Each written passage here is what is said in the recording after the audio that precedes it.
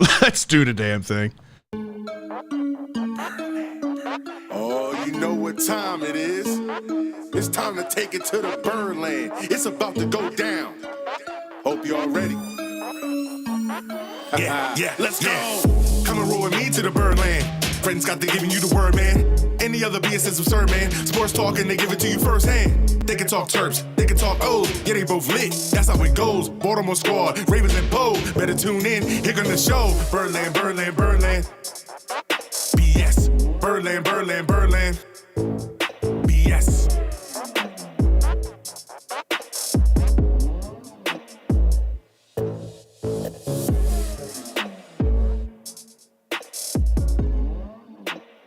It's all about that BS, baby. It's like that BS intro. What's up, BSers? Hey.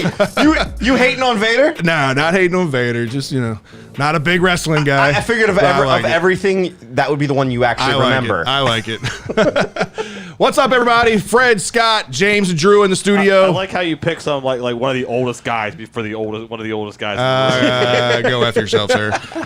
He said it. I didn't. Right. Okay. Well, it was an exciting weekend for wrestling fans. There are three of you that are in here. I'm outnumbered today, Ryan. I need your balance. The two of us make three, so it's equal at that point, right?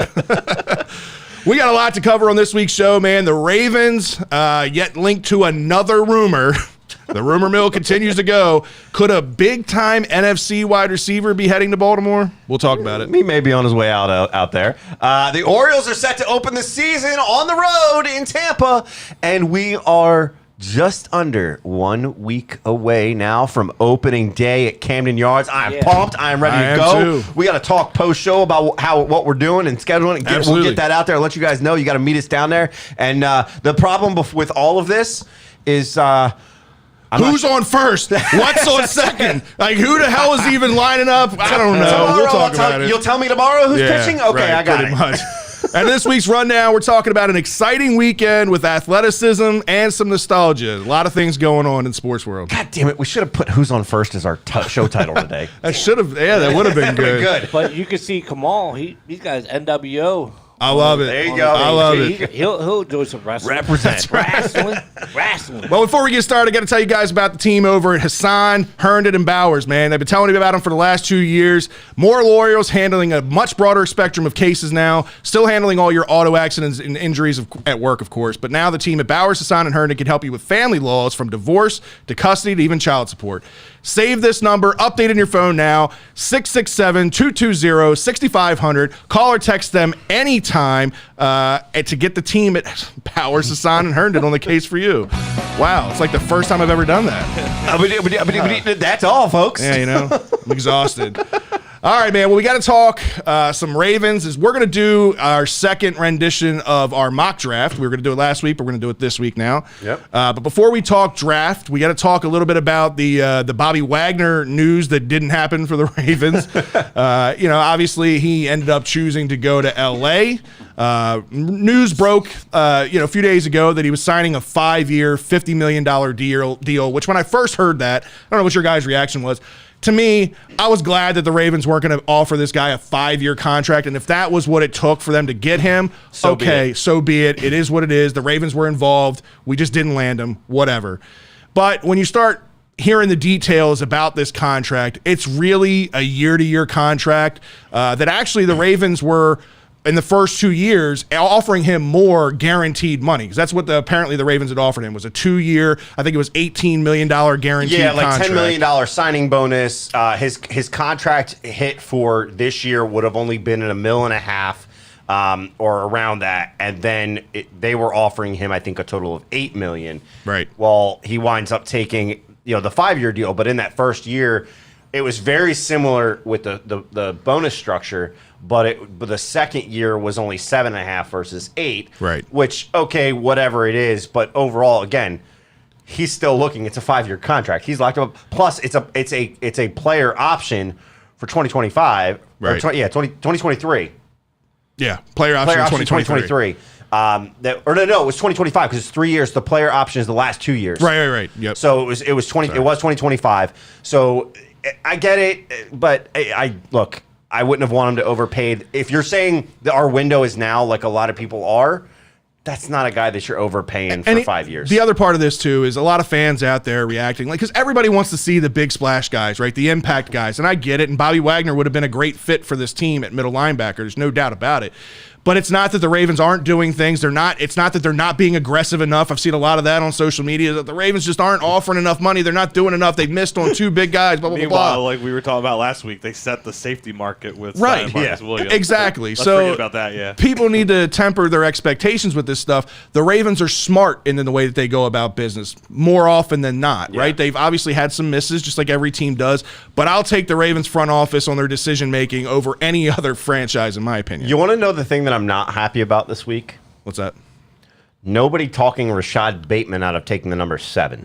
Let me explain this to you, right? I get it's it, not right? been a very good look for Raven players. You know, when you look at it, great, I get it, like the whole number thing, but somebody should have talked to him and been like, hey, listen, we know you want 7, but let's throw a 1 in front of it. What can we do here? Because, or even a 0. A 0-7 would have been fine, right? he was actually number 0 in college. 0, and then I think he went to 1 or 2 in college. So notable, and I said notable, not noble Ravens, all right, that have worn the number 7, Chris Redman, Yep.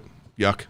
Kyle Bowler, Bigger yuck. Billy Cundiff, I'll stop cussing here in a minute, Yeah. All Ryan- of these are curse words. Ryan Mallett, Trace McSorley. Yes.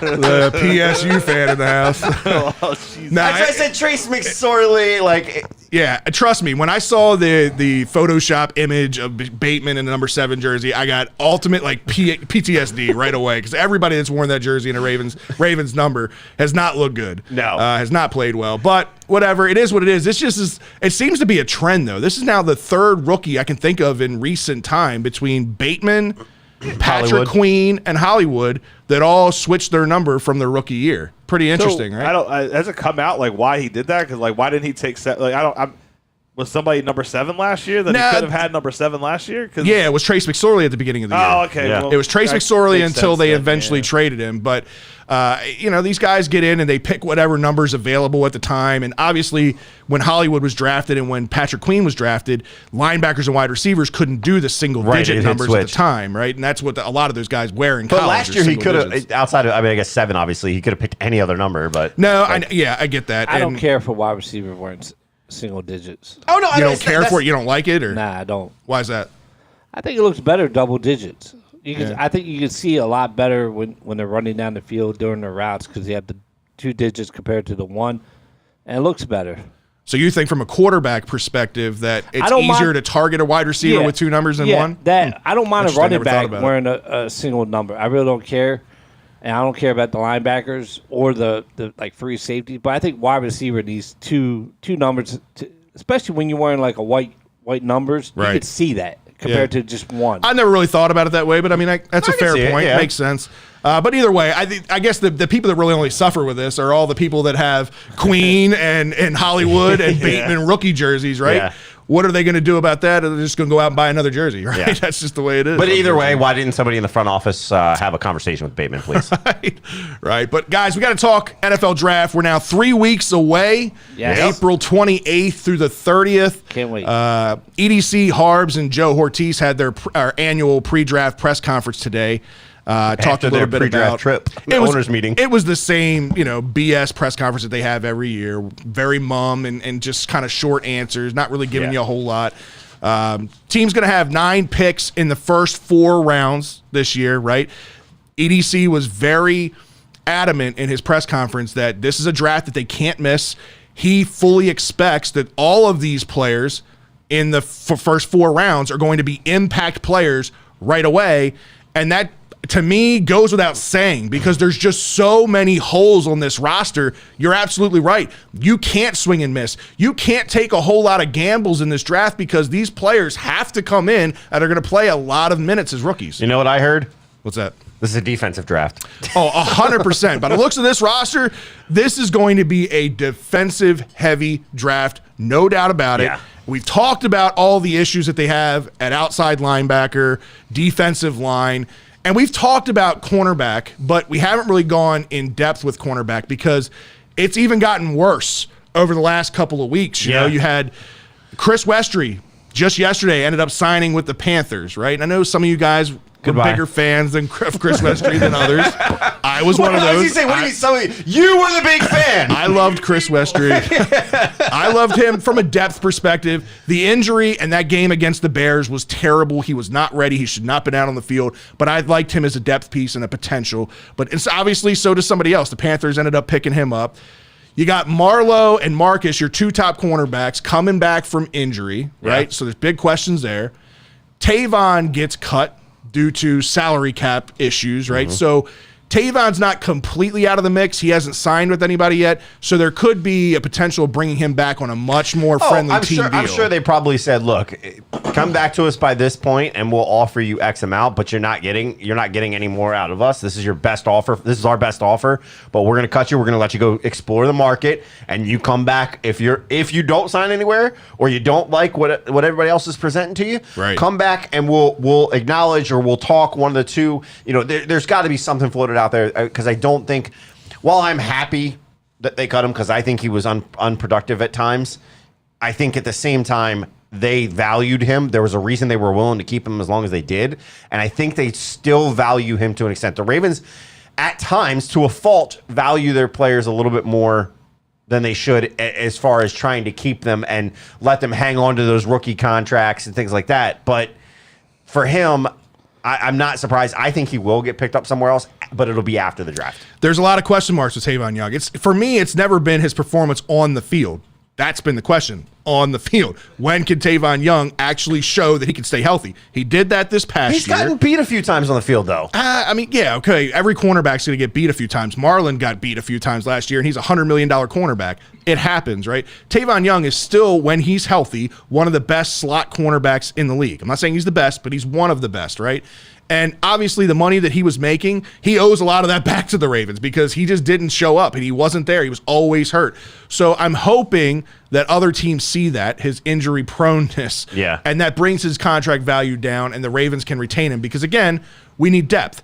I'm not banking on it because there's other decisions that they've got to make. Anthony Averett, also gone, signed the deal with the Raiders, right? So they've got some major holes at that slot position. Depth across the board, but at the slot position right now, the only, I guess, roster guys that make sense is maybe moving Brandon Stevens, but they seem to really like him at safety, and he started to develop more. I know they brought in the new safety in Williams, but they obviously lost Deshaun Elliott, right? So it's 1-for-1 there. They're still going to use Brandon Stevens. But who better to be under than Chuck Clark and Williams? Right. The one is arguably one of the what's the terminology we always use? The smartest around the game, his understanding football of the game, football IQ. Mm-hmm. His football IQ is one of the highest out there, right? And then you also have one of the guys that is now, you just made the top paid safety in the league. That's the guys you want to bring up your future, right? So it makes sense. I expect him to be in there, maybe filling in for Chuck Clark at times. I'd like to see him give Williams a break at times too, just to let him get in there, get the feel for it, so you can develop him. Whether that's developing for the future or developing for a trade bait, right? Who knows? I think another guy that fits the mold is a guy that not a whole lot of people talked about last year, Darius Washington. Didn't see the field a whole lot, but the little bit that we saw in training camp, I liked him. I know he's a little small. He slid in at the end of the year and he filled it. I'll say he filled in admirably at the end of the year when he was asked to be out there. Right. I think he'd be a good fit. I don't want to bank on him being the starter. I'd like to see them address it through free agency. And DeCosta talked about it. There's still some pretty good cornerbacks that are available through free agency. And obviously the Ravens still have some cap room to spend some money. They just got to be effective with this money because they can't just spend it for the sake of spending it. And I think cornerback makes a lot of sense. But I think I agree with you. It makes sense. But, we heard this week, I don't know if you read the article at Ebony Bird from ebonybird.com. They posted an article about the Ravens' potential interest. And this could all be just, trying to draw interest off the guy that they're really interested in. We've seen them do that before. Yeah. But they're also looking at maybe potentially through the draft, if they could go get a guy like Trent McDuffie out of Washington. They've been happy and high on him, which, is that a backup plan to create interest? Is it a hidden motive? We don't know. But it does tell you that I don't think there's a lie there that they're interested in doing something at cornerback. It's No. just, are you going to do it through the draft? Are you going to do it with that specific guy? Are you going to do it, through free agency? Because there are still some guys out there, but how does that affect payroll? You're going to have to restructure things again if you're going to do that. Yeah. So there's a few different things that you have to address and you have to look at. But I think ultimately it just tells us they know they need help and they need depth at cornerback. I like McDuffie, but I've got him as the third cornerback on the board. You got Sauce Gardner and you've got Stingley out of LSU, 1 and 2. Gardner's probably going to be a top 10 pick depending upon how things kind of fall. Probably be at the end of the 10. Both somewhere guys are in between top 8 20. and 10. Yeah. Stingley, he could be there for the Ravens at 14. I don't see them going McDuffie at 14. If they get McDuffie, it's because they've traded back, in my opinion. They've traded back or they've traded back in to the first round. Or they that. could get Right. both of their guys. They could do that too. The other thing that we got to keep in mind too, right, is Jimmy Smith. There's been nothing official on Jimmy Smith, whether he's 100% retiring, whether he's going to come back. He's made it very clear the last couple of years that he wants to stay in Baltimore for his entire career. He's taking less money to stay here. I know James is done with the Jimmy Smith experience, but at the end of the day, he is still a very viable, a good cornerback that adds depth at the position. They need that. And a veteran leader. He's when he's been on the field for the most part, he has been productive. Again, another guy that we're talking about trying to keep him on the field. He's one of them. Right. When he's on the field, he is productive. And to your point, the experience, he at one time biting from the injuries, he was one of the top in the league. Yeah. So, to have guys that at some point that right now, if Jimmy's on there, right, like let's say he's your slot guy, at that point, your starting 3 wide receivers at some point in their career have been a top 3 cornerbacks have been a top 3 to 5 cornerback in the league. Yeah. And the other thing you got to keep in mind here is too, Marlon's coming back and Marcus are coming back, but Marcus is coming back from an ACL tear. We have no idea how long that's really going to take. We don't know if he's going to be 100% and ready to go day one. I have faith Marlon, obviously with the pec tear. I think he'll be okay and he'll be the normal Marlon that we're used to. But Marcus Peters is still a question mark, right? You've got to have depth and you have to have quality depth. We saw how depleted our secondary was after just a few weeks into the season. Right. Go ahead, James. I know you want to talk about it. Go ahead. You just love, in my Vince McMahon voice, bringing these old guys back, thinking that, the crowd's going to love this. But, if you want to pay, getting robbed without a gun, so be it. That would be the Ravens. Jimmy, got to hang it up. Like, he was great, but just stealing money from us, it's wrong. If he wants to play for free and collect fucking some Jimmy Seafood, gift cards, more welcome to, but I just don't see paying this guy. There's other people that can fill in the need. I just don't see bringing guys back, paying him $5 million to get 4 games out of him, and just be like, oh, he's the luster of the Ravens. He's a good role model. He looked good in the locker room kind of guy. We don't need that. All right. We'll see. We'll see. But here's the thing, right? We talked about the cap space. The Ravens don't have a ton of it, but they have some, right? But again, they've got to be efficient with that cap money. And right now, like I said at the beginning of the show, there have been more rumors, and one of those rumors is that the Ravens are potentially targeting a top-tier wide receiver from the NFC. They haven't confirmed any names. There have been some names that have been floated around by some respected names on social media. AB. Not AB.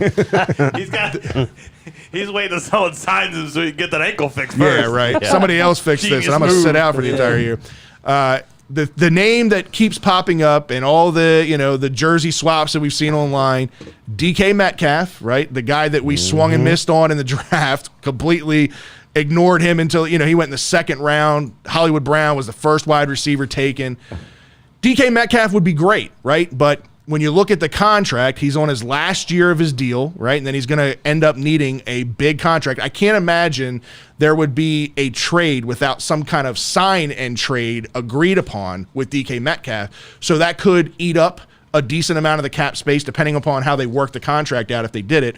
But before we get into the contract talks, what is your prospect? Do you like DK here in Baltimore? Do you think he comes in with a Bateman and a Brown, or do you think Brown's involved in that trade of Brown for DK? If it's even do it, the Seahawks are not going to do anything and not get a starter in return.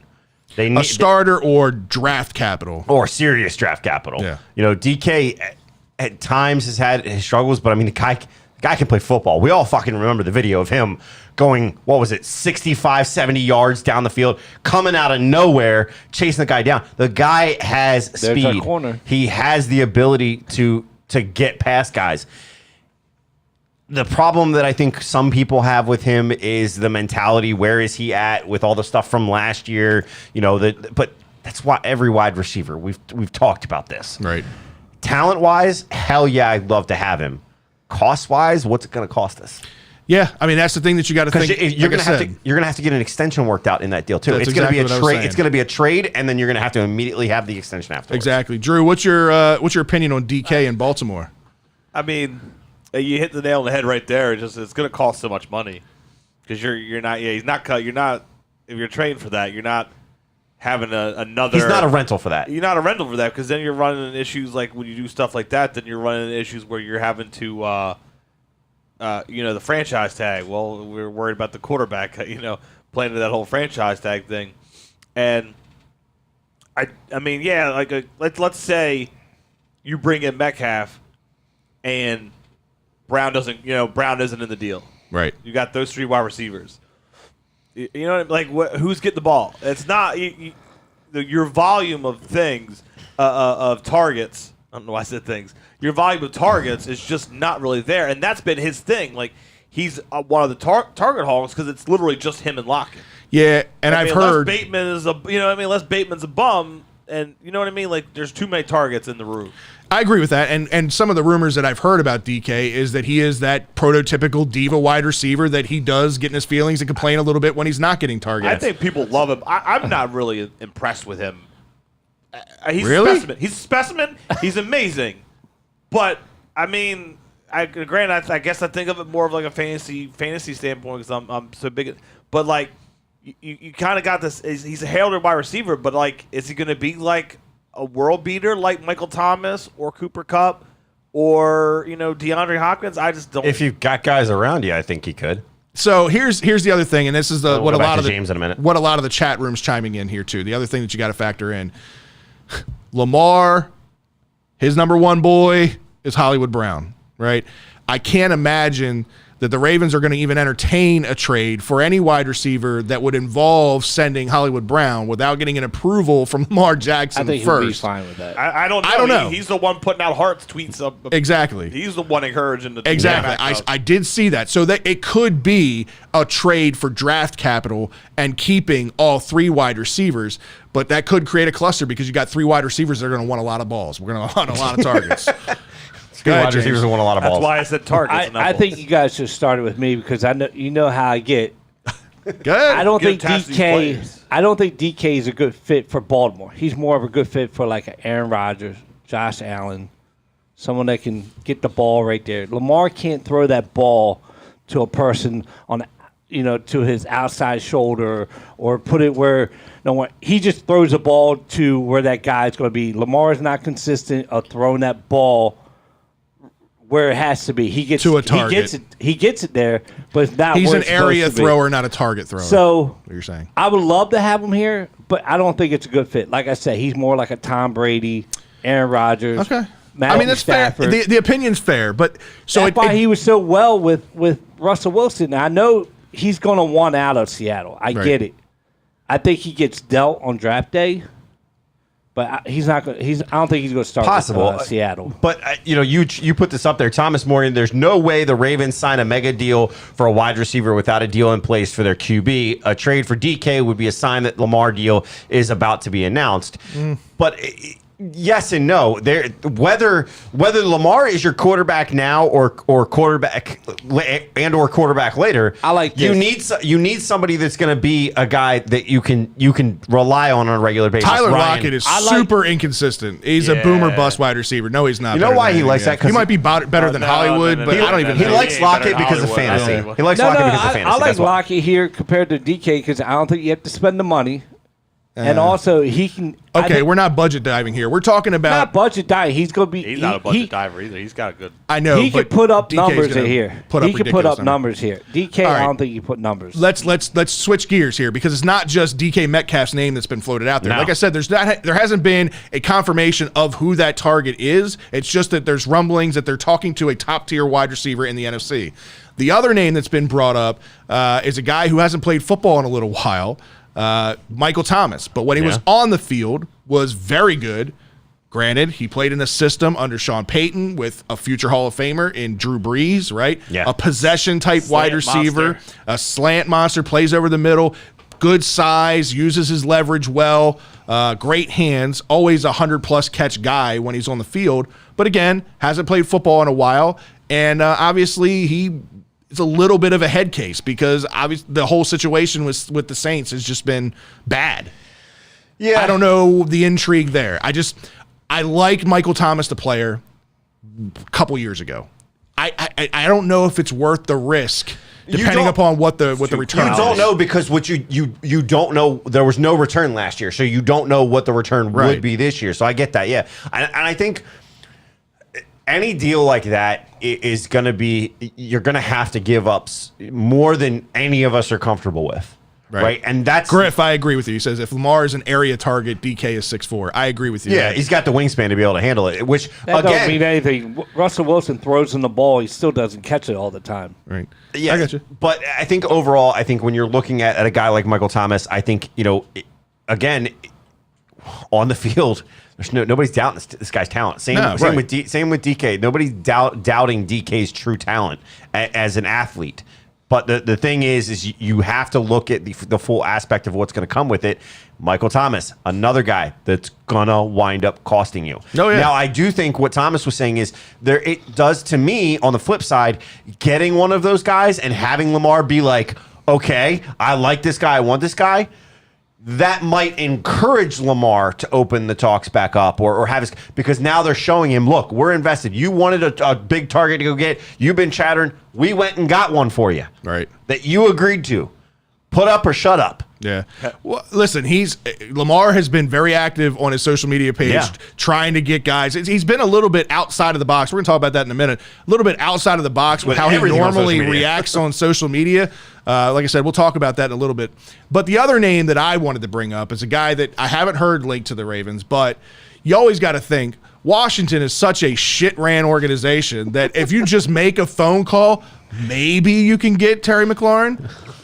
Scary Terry in love Baltimore. Terry. I love him. I love Terry. Out of those three Poor wide guy. receivers, Hey, I give got me it. I got Scary it. Terry. Hey, I got it. We will take Scary Terry and we'll fix your sewer system. Even trade. They need Money-wise. They need a whole new stadium, not just a sewage system. That is a sewage system. Apparently, they're moving. Yeah, I've heard that too. Not moving, but rebuilding. They're going to rebuild another stadium, A new- but it's going yeah. to take them. It's going to take them a few years to in do a new it. location. But Scary Terry in this offense, you get him out in space. He's a playmaker. Get the ball in his hands, and Yak. he is a difference maker. Yak guy. I like all three of these wide receivers, but they all three bring something a little bit different to the table. But if I had my choice out of those three, it's Scary Terry all day long for me. That's Ohio State. It's not even the Ohio Yeah, State thing. No, it isn't. What he's been able to do in Washington with the shit show of quarterbacks that he's had there, I mean, he's put up some serious numbers, some top 10 type numbers as a receiver with Not a last shit year. offense. I like Scary Terry. I think he'd be a The great only fit. thing that I would say is that Ryan would tell you we have enough guys that are 6 foot or under. He's Right. 6 foot, right? I get that. But see, that's the one thing that we thought about Boykin, right? What's the one thing we kept saying to the point that we were like, we're done with Boykin. We're done with all this shit because he's not using his size. A guy like a DK and that size gives you that ability. A Michael Thomas, I think Thomas is 6'1", maybe 6'2". Griff says, I can see Mike Thomas asking, what the fuck is this passing playbook? I agree. I agree. And I think that's going to be most wide receivers because most wide receivers haven't run this type of offense. Some of them, have done it in college under certain systems, but yeah, most of them definitely aren't used to this Michael Thomas offensive wasn't system. running with a tight end like Mark Andrews. Right. Yeah. But I'll let you run with the Lamar thing, man, because like we said, he's been a little bit different on social media. Yeah, this year than he has in the past? Well, obviously, like just in general, we've seen him be active at times, and we saw a prime example of it this week. He went out to Morgan State University, hung out there, was throwing a lacrosse ball around, taking pictures with everybody. He is such a different cat, bro. Serving He is food at such a different Chick-fil-A. cat.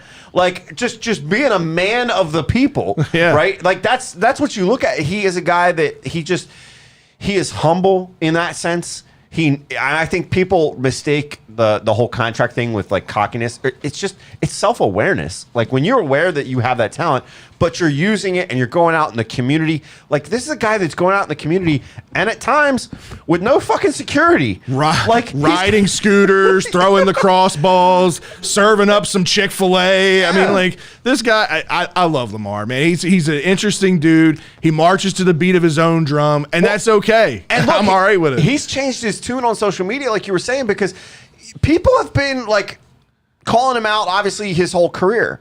Well, now he's actually responding and firing back. He's clapping back now because you get him clapping back. Somebody posted it was something. It wasn't even about his talent here. You know, it was about the video of him throwing, you know, doing the drills and everything. Yeah. And he had the piece on his head that was, you know, covering his hair, kind of like a do-rag type thing. Which he's grown out his hair, right? So he had it, and it was a little more puffy. And one of the guys on Instagram said, "Bro got draws on his head," and Lamar clapped back and said, "Your mommy thongs." Like, I love it, but it's, you know, he is clapping back. He's getting into people over this past week and the past week prior to that. He's gotten into people. He's apparently somewhat of a big wrestling fan. He's gotten into people with stuff like that. Thomas said LJ coming out to pick moral mushroom in the woods in PA next week. You never know. He might show up. Yeah, he might. But no, I mean, you got him doing stuff with that. You got him doing stuff with the wrestling memes and all the replies on that. You've got him punking his own teammate with Marlo a little bit. You know, he said, you know, Marlo put out, it is a real thing to go to on a third. Is it a real thing to go on a blind date when it's a lot of people and you switching and seats every 15 minutes? I would like to attend. And Lamar's response, man's supposed to be recruiting. He talking about speed dating. that was the one that got me. See, you guys all love this, but like, you know, instead of putting this shit out, how about you just, you know, talk to Raven and ask what kind of contract you want? Like, this shit is fucking because dumb, dude. he doesn't do anything. He's never done anything status quo, right? He puts in the work, and obviously that's what he's been doing. He's been working. We've seen all the videos of him out there. Videos out too, working. If you want me to. Cool. But he send pictures of me making pizzas and show it to Fred. Like, hey, I'm working down here. I'll be ready for the show tomorrow. But he's not trying to fit any kind of mold. He's not trying to do. He does things his own way. When he goes his own way, not with the Ravens. I want you guys to be all sad. It's not gonna happen. It's not going to happen. Even if it did, it doesn't change him as a person and a person that's. He's going out. Some of these guys, if they're going out in situations like that, they're going out. They're letting the team know. I don't know. Practice throwing balls to wide receiver. He has been. There's plenty of footage out there doing it. Yeah. He took a couple of days to go hang out with some kids in Baltimore. Get out of your fucking feelings over it. Whatever. Wait. What Hold on. Person. Nobody's talking what a about. shitty guy. Nobody's talking about the fact that. He was in Baltimore, people. He wasn't down in Florida. He was in Baltimore. What do you think he was doing in Baltimore? You think he just came here to shit? No, he came up here with a purpose and a reason. As well. He was here for a birthday bash. It was his birthday bash, but then he went out into the community. You're telling me he didn't stop by the castle while he was here? Come on. No, Shake Shack. You know, getting that burger. Whatever, man. It looked like he was eating, some Chinese food while he was there with the kids. Whatever. Who cares? Buy Pizza John's. Regardless, don't judge. He has been more active on social media and clapping back at people, involved with people. Like chatter back and forth. Some of it healthy, some of it fun, and just like a poke fun. Man, he might make the 40-man roster for the Orioles. Well, at this point, I'd take him on the 40-man roster. He could probably throw 85, 90 mile an hour. I'm good with it. All right. Well, hey, he's an area thrower. The strike zone is an area. Okay. All right. So we've been talking about the roster. We've been talking about the draft coming up. Right. We did our mock a couple of weeks ago with special guest Garnett West, which I'm sure he'll be out there watching later today. Appreciate you doing that with us.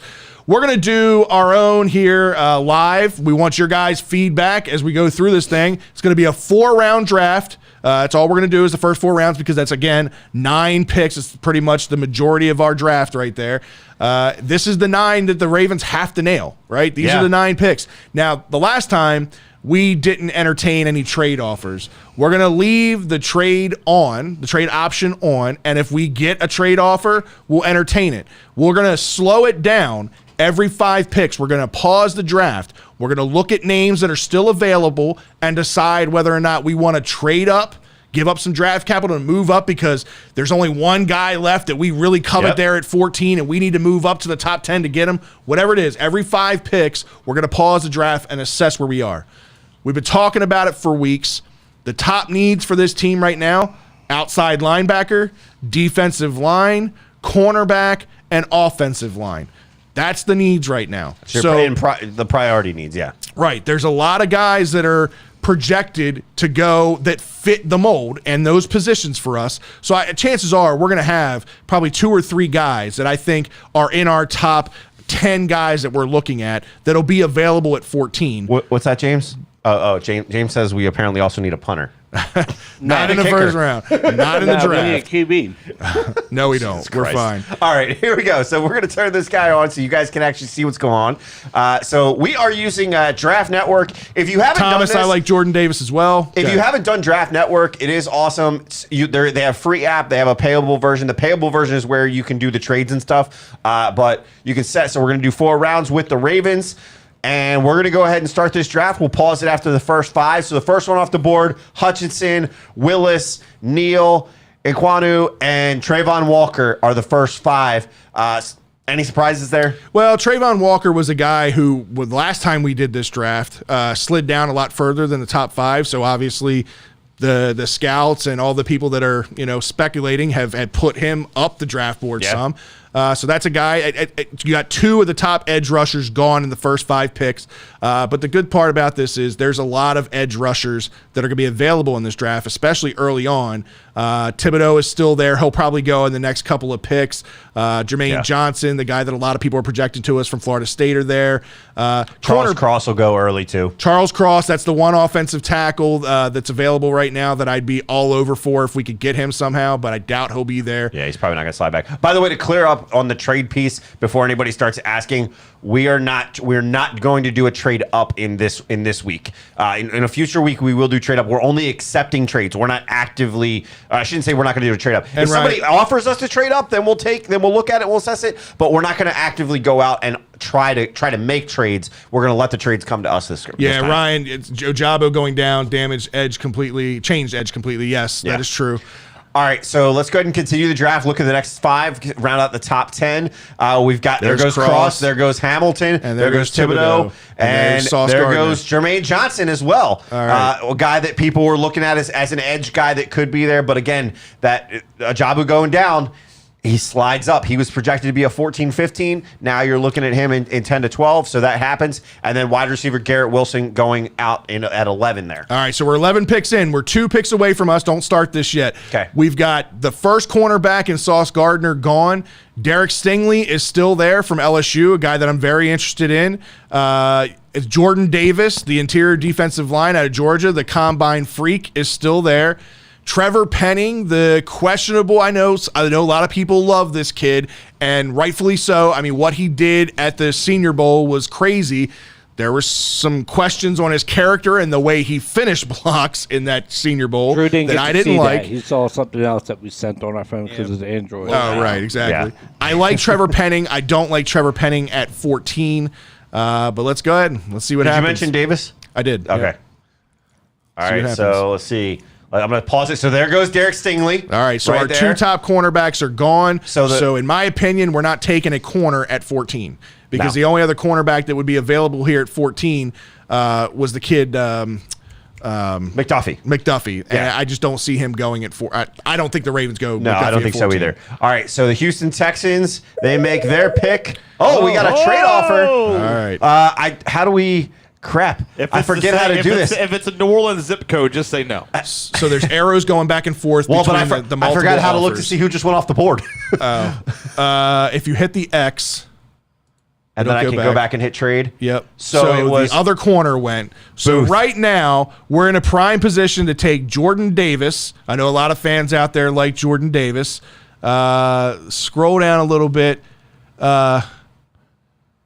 Zion Johnson's a name that Yeah, people the throwing edge around. rusher out of Purdue is there. Linderbaum is still there. I don't like the kid out of Purdue at 14. He's a guy I would go back A lot for. of people are starting to love him, though. I don't like him I as an didn't edge rusher. I feel like it either. We can go QB. Yeah, there's nothing there. Really, for me, the pick here, if we're staying at 14, is Jordan Davis, in my opinion. But let's go back to look the at the trades trades. and see what we got. We can, apparently. No, there is a way to go back. Hide Pick this. it. Can you pick it? Yeah, I don't think we can look at him now. Fuck. No, there would is you a decline way. the trades? No, No, I just exit out of it, and it Click won't. on the Ravens, see what happens. no. This is building a trade. Yeah, this We're is on the building clock, one. guys. Come on. Shit. Yeah, right. I honestly don't remember how this went, Fred. Well, Maybe resume we are draft. not trading. There is a button that you click to get back into that. I mean, I can hit resume draft, but it's No. just on us. If I hit trade, there was something before, and I'm All not right, seeing it don't now. worry so. about it then. Just Hold go on, ahead. maybe these ones that are lit up. No, this is building a trade. Hide Yeah, it. All right, just take Pickett then. We'll go. Go ahead and hit resume. I did. You Oh. keep saying it. No, it's response. All right, so it's our selection here. It's our selection here, and anybody disagree that Jordan Davis, if you're staying at 14, is the pick here? Make an argument for anybody Yeah, else. offensive tackle, Trevor Penning. He would be a bad mofo. that we Ryan's need. on board with the Davis pick as well. We're being already know told. he loves We're being Davis. told to start over. Carlozo likes Davis as well. Yeah, let's go with Davis All here. right, so at we're gonna 14. go Davis. So we're not gonna. It fills immediate need, and again, he's a freak of an athlete. I compared him Oh. to Warren Sapp as far as his potential. This is why Lamar's I was not just going looking to sign see. here. I was just 'cause we're double going checking defense. it. It's just double checking to make sure there's not some way to actually see There is, and I just don't know what the hell to trade do. and That's what all it right. is. Go ahead, So, make the pick. all right, Jordan Davis draft. What? What are you laughing at? James is cracking me up. Yeah, I'm cracking up. This is why Lamar's not going to sign. Oh, you want good defense? Cool. I know where your mind's at. Look, All right. see, Green Bay went smart. Look All at right. that. So after we picked Jordan Davis, the two wide receivers went in out of USC and Alabama. Devontae See, White, even Zion Chuck Johnson, agrees with me. Thank you, Chuck. Pickett, McDuffie went at 20. Lloyd went at 21. Penning goes to the Green Bay Packers. This is why they win their division. Linderbaum does go to the Cowboys. Yeah. Yep. All right. Here we go. Resume draft. We're going to wait till we get to we'll just get through the first round. Oh, look at Green Bay got another lineman. 32. Yeah, Penning's gone, Chuck. So If we was talking before we selected. That's, Oh, yeah, no, I didn't want Penning at 14. I would have had to move back to get Penning, in my opinion. yeah, we Again, don't know there's what a lot happened of with that- risk with there. that piece there. There's Risk. still some good tackles that are going to be available here in our second round if tackle is the right go. Any surprises? You have Elam, Dotson, Hill, Green, Olave, Signé, Gordon, and Maffei. No Go there surprises. at edge. All right, so let's continue this up. Now, remind you, as of this moment, we do not have a second round pick. There could be a trade offer. Yeah, we do. We have the 45. 45th. 45, that's right. What we don't have a third round. No, we don't have like a 6th and 7th. Yeah. Six. All right, I can't even remember now. All right, so now here we're we up. are. 8 or 9 or 100 fourth round picks, though. All right, so we're at our second pick at pick number 45. We filled one of our defensive line holes in Jordan Davis, right? Matt Corral. Still going to need edge rusher. We're still going to need offensive line. Still need cornerback here. So let's scroll down and see the names that are still available. Let's get a running back while we're here. We'll get the Michigan State guy. Let's see. Raymond out of Central Michigan. I like him as a tackle. Falele is still there out of Minnesota. If I'm picking between those two, I'm taking Falele as my starting offensive tackle. The insurance policy you need for Lamar, the insurance policy that you also need for Ronnie Stanley with all the question marks around him. I like Falele here with the second pick at 45. I wish we had a trade offer because I would trade back because I think he's not going to go till 55. What's up, Vinny? Appreciate you joining, man. 55 or so. So you want to go? I'm going 45, and I'm going Falele here. You want Falele? All right, so we'll go with Falele. That fills a need, again, at left tackle. Guy that played in the Big Ten for many years on a very formidable offensive line. One of the best in the country. He knows Bateman. Yep. Oh, there's the trade offer. All right, so we're getting an offer here. They want us to trade up to pick 56. And we would also pick up another 4th rounder. Okay. We would give up a 3rd rounder and a 4th rounder for this year. Although this is 2021. No, it doesn't. That's pick number. No, it says year 2021. Does it? Yeah. All right. So 2021. So we pick up a draft one for this year, and then we would pick up. Yeah, I'm accepting that. If we're moving up to is it 50? I can't. We're see moving up to 56 and 129, and we give up 126. And is that 128, James? Yeah, 76 and 120. And then a 4th rounder for next year. Does say 2021. Accept that. Yeah. Weird. All right, so we're going to accept that. So now we got our pick again. All right, at 56, we got another pick here. So we've got an offensive lineman and we've got an interior defensive lineman. Still need edge rusher, something fierce. You know who's probably pissed that he's gone? Nick Cross just went two picks ago. That's high, man. 54 for Nick Cross. I love it. Yeah. But, man, that's probably the highest I've seen him drafted in one of these mocks already, and he went to the fucking Patriots. God damn it. That better not happen. Jeez. All right. So filter this by edge rusher. Cross with the 14th pick. God, bro. All right, so let's see. Paschal here is a guy that I really like. Josh Paschal out of Kentucky. He's a guy that a lot of people are really high on right now. As a pure edge rusher, that's my pick there. We absolutely need to have it. And if you're moving up in the draft to hop back in the 2nd round here at 56, you got to get a guy that's going to make an immediate impact, and I think he can. Let's take a look at the whole draft board, and just to see, obviously I know you're looking edge rusher, but do we have anybody else that stands out that would be a jump out that we could say that would be another guy worth trading up for? I mean, I don't hate the idea of Trey McBride. We've talked about him before, especially at tight end. Nope. We're needing another tight end. We do need another tight end, but I don't want him. There's a certain guy that we're looking at a tight end in the 4th round. Yeah, I know, and he's not going to be there, so it doesn't matter. We'll see.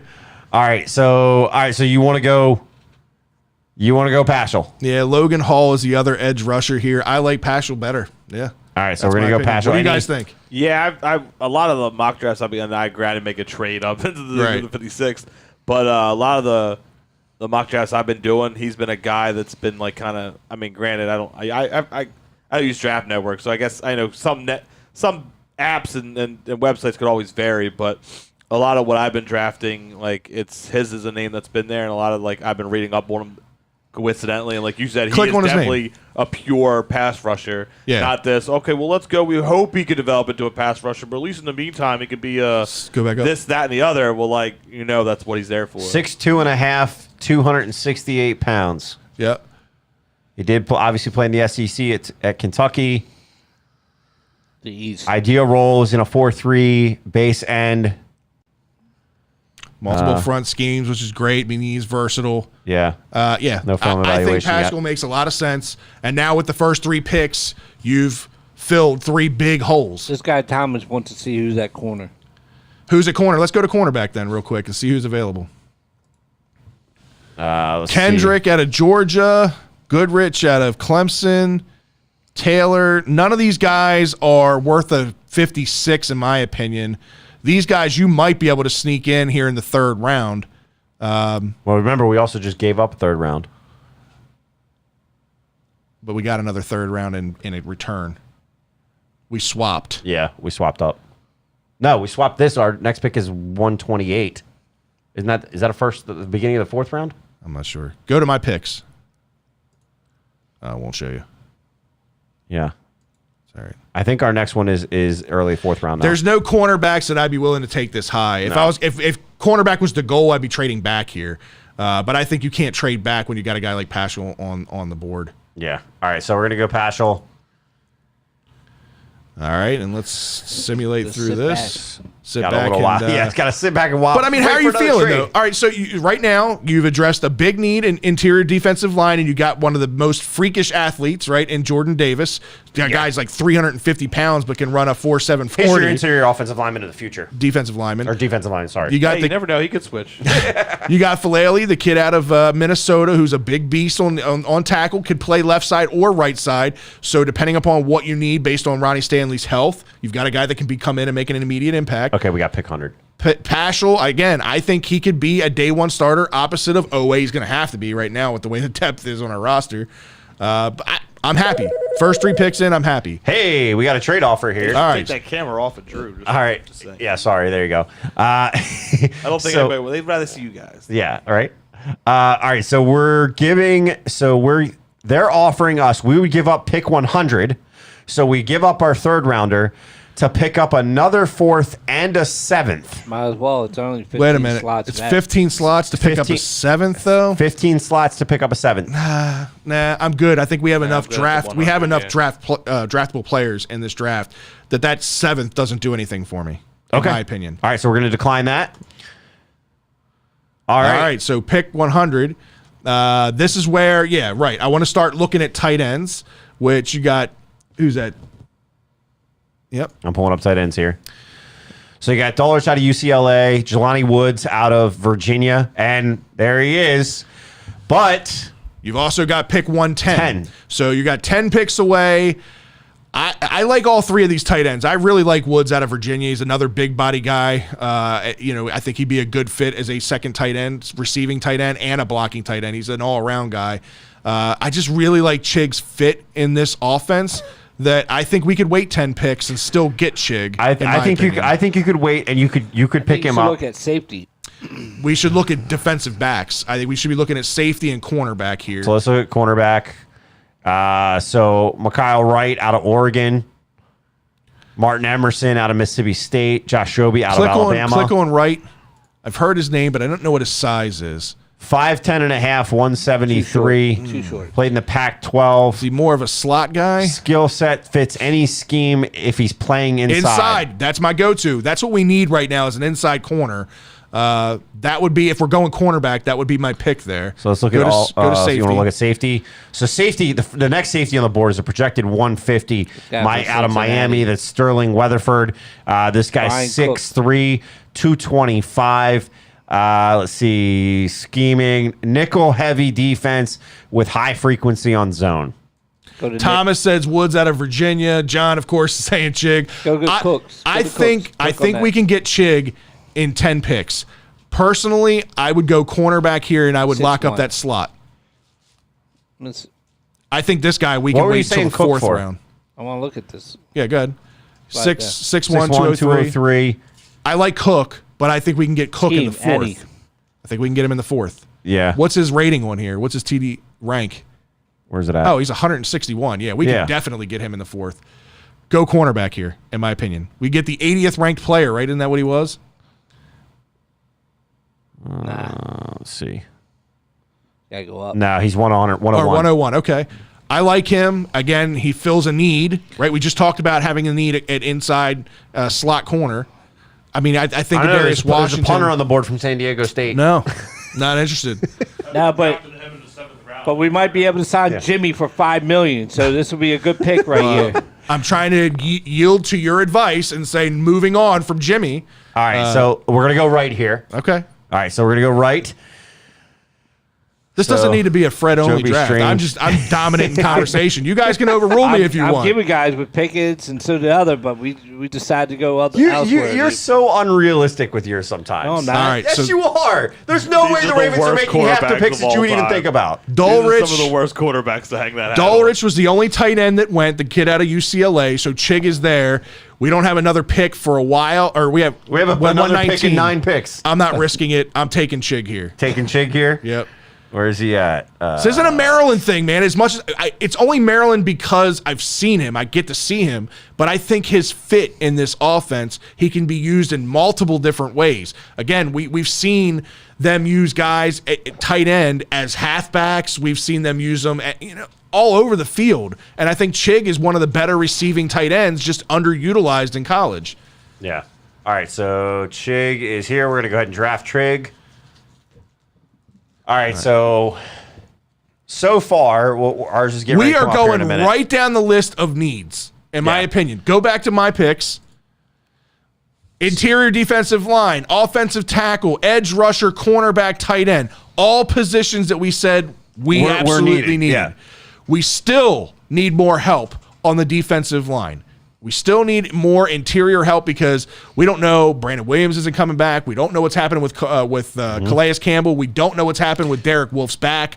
There's so many questions on that interior defensive line. We filled one big hole with a freak athlete. Let's take a look at what's available here on the interior defensive line. Interior defensive line. Let's see. Sir Jermaine Lowell is the next one, 136th ranked player out of Arizona. He is 6'2", 305. Nick says linebacker. That's a good one. Nothing on scheme.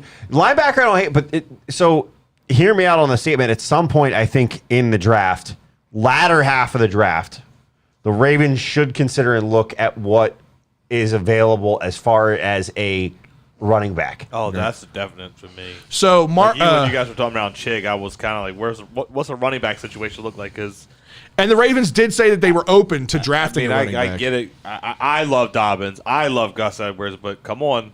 Coming off injuries. It's now guarantee that I'm starting to think that more. Like, it creeps in my head a lot more. Like, there's no guarantee that you bounce back. And maybe you bounce back, but not right away. Just to throw it out there, right? The top 4 running backs are gone. So you still have the Alabama running back in Brian Robinson, Missouri Tyler Badel, Kyron Williams, Damian Pierce out of Florida. So yeah, I don't like running back here. I like the Notre Dame running back. So let's go back and let's see what James was talking about, the Notre Dame running back. So you think Kyron Williams is a pretty good. What's his overall ranking? He's the best out of the batch right there for me. He's 136. He's a third down guy, though, 119. right? He's a bigger back, right? What's his size? Go up. Go up. 5'9", 194. Oh, okay, no. All right, it's not who I'm thinking of then. No. All right. I mean, if you guys think that running back is important enough at 129, He's going to do special teams. Well, I mean, we're at 119. We still have 119. another pick at 129, which is the pick that we picked up through that other. what's the chat room think? Do we need to add another running back here with all the question marks around? People are saying running back in the fifth. Who's the next Terp saying on the board? That's corner. what the chat room just said. Yeah, so the corner, here's the thing with corner. We got one already, right? And a guy that I think could come in and step in right away. There's still a good amount of corner depth on the free agent market that I think the Ravens are still going to entertain that. There's not a ton of interior defensive line and interior offensive line guys. To Joe's credit, where's the beef? I think if you're looking at draft, it's smarter to go line here and trenches here because you can add more corners through free agency. You have more options that way. That's the only reason I'm not saying cornerback right now. I think if there's a guy that falls later down the road in like the 5th or 6th round, maybe you entertain a second corner at that point. But I just think that there's too many guys available in free agency. Just out of curiosity, what do we have? What are we looking at as far as interior offensive linemen on the board? Tyrese Robinson out of Oklahoma, Deshaun West out of Arizona State. Yeah, I like Fortner, but I like him a little bit later. Yeah. Another guy out of Kentucky. I don't know much about Robinson. Click on him real quick. All right. 6'2", 317, solid boy. It's a little Played in short the for Big an 12. offensive line. Is he a center? Is he a guard? Can A left play or in a right power guard? run Okay. scheme or on zone blocking schemes. All right. So that fits the running game. Yeah. I like And that. you're going to need you need interior offensive linemen that are going to be flexible because Zeitler is not going to be around forever. Yeah. Right? And Cleveland, you're hoping he continues to work out and continues to grow and get better, but you're going to need some depth there no matter what. Yeah, I was just hoping that if we're going to go our first interior offensive lineman, I'm not 100% sold on Macari or Cologne as our everyday center. I was hoping that there'd be some value here at center that maybe we could pick somebody, but I don't see that on the board right now. And I'm just looking at the overall edge, punter, linebacker, didn't somebody say linebacker? Yeah, I mean that linebacker, interior linebacker, especially middle linebacker, is definitely a need. Lucetta out of Penn State.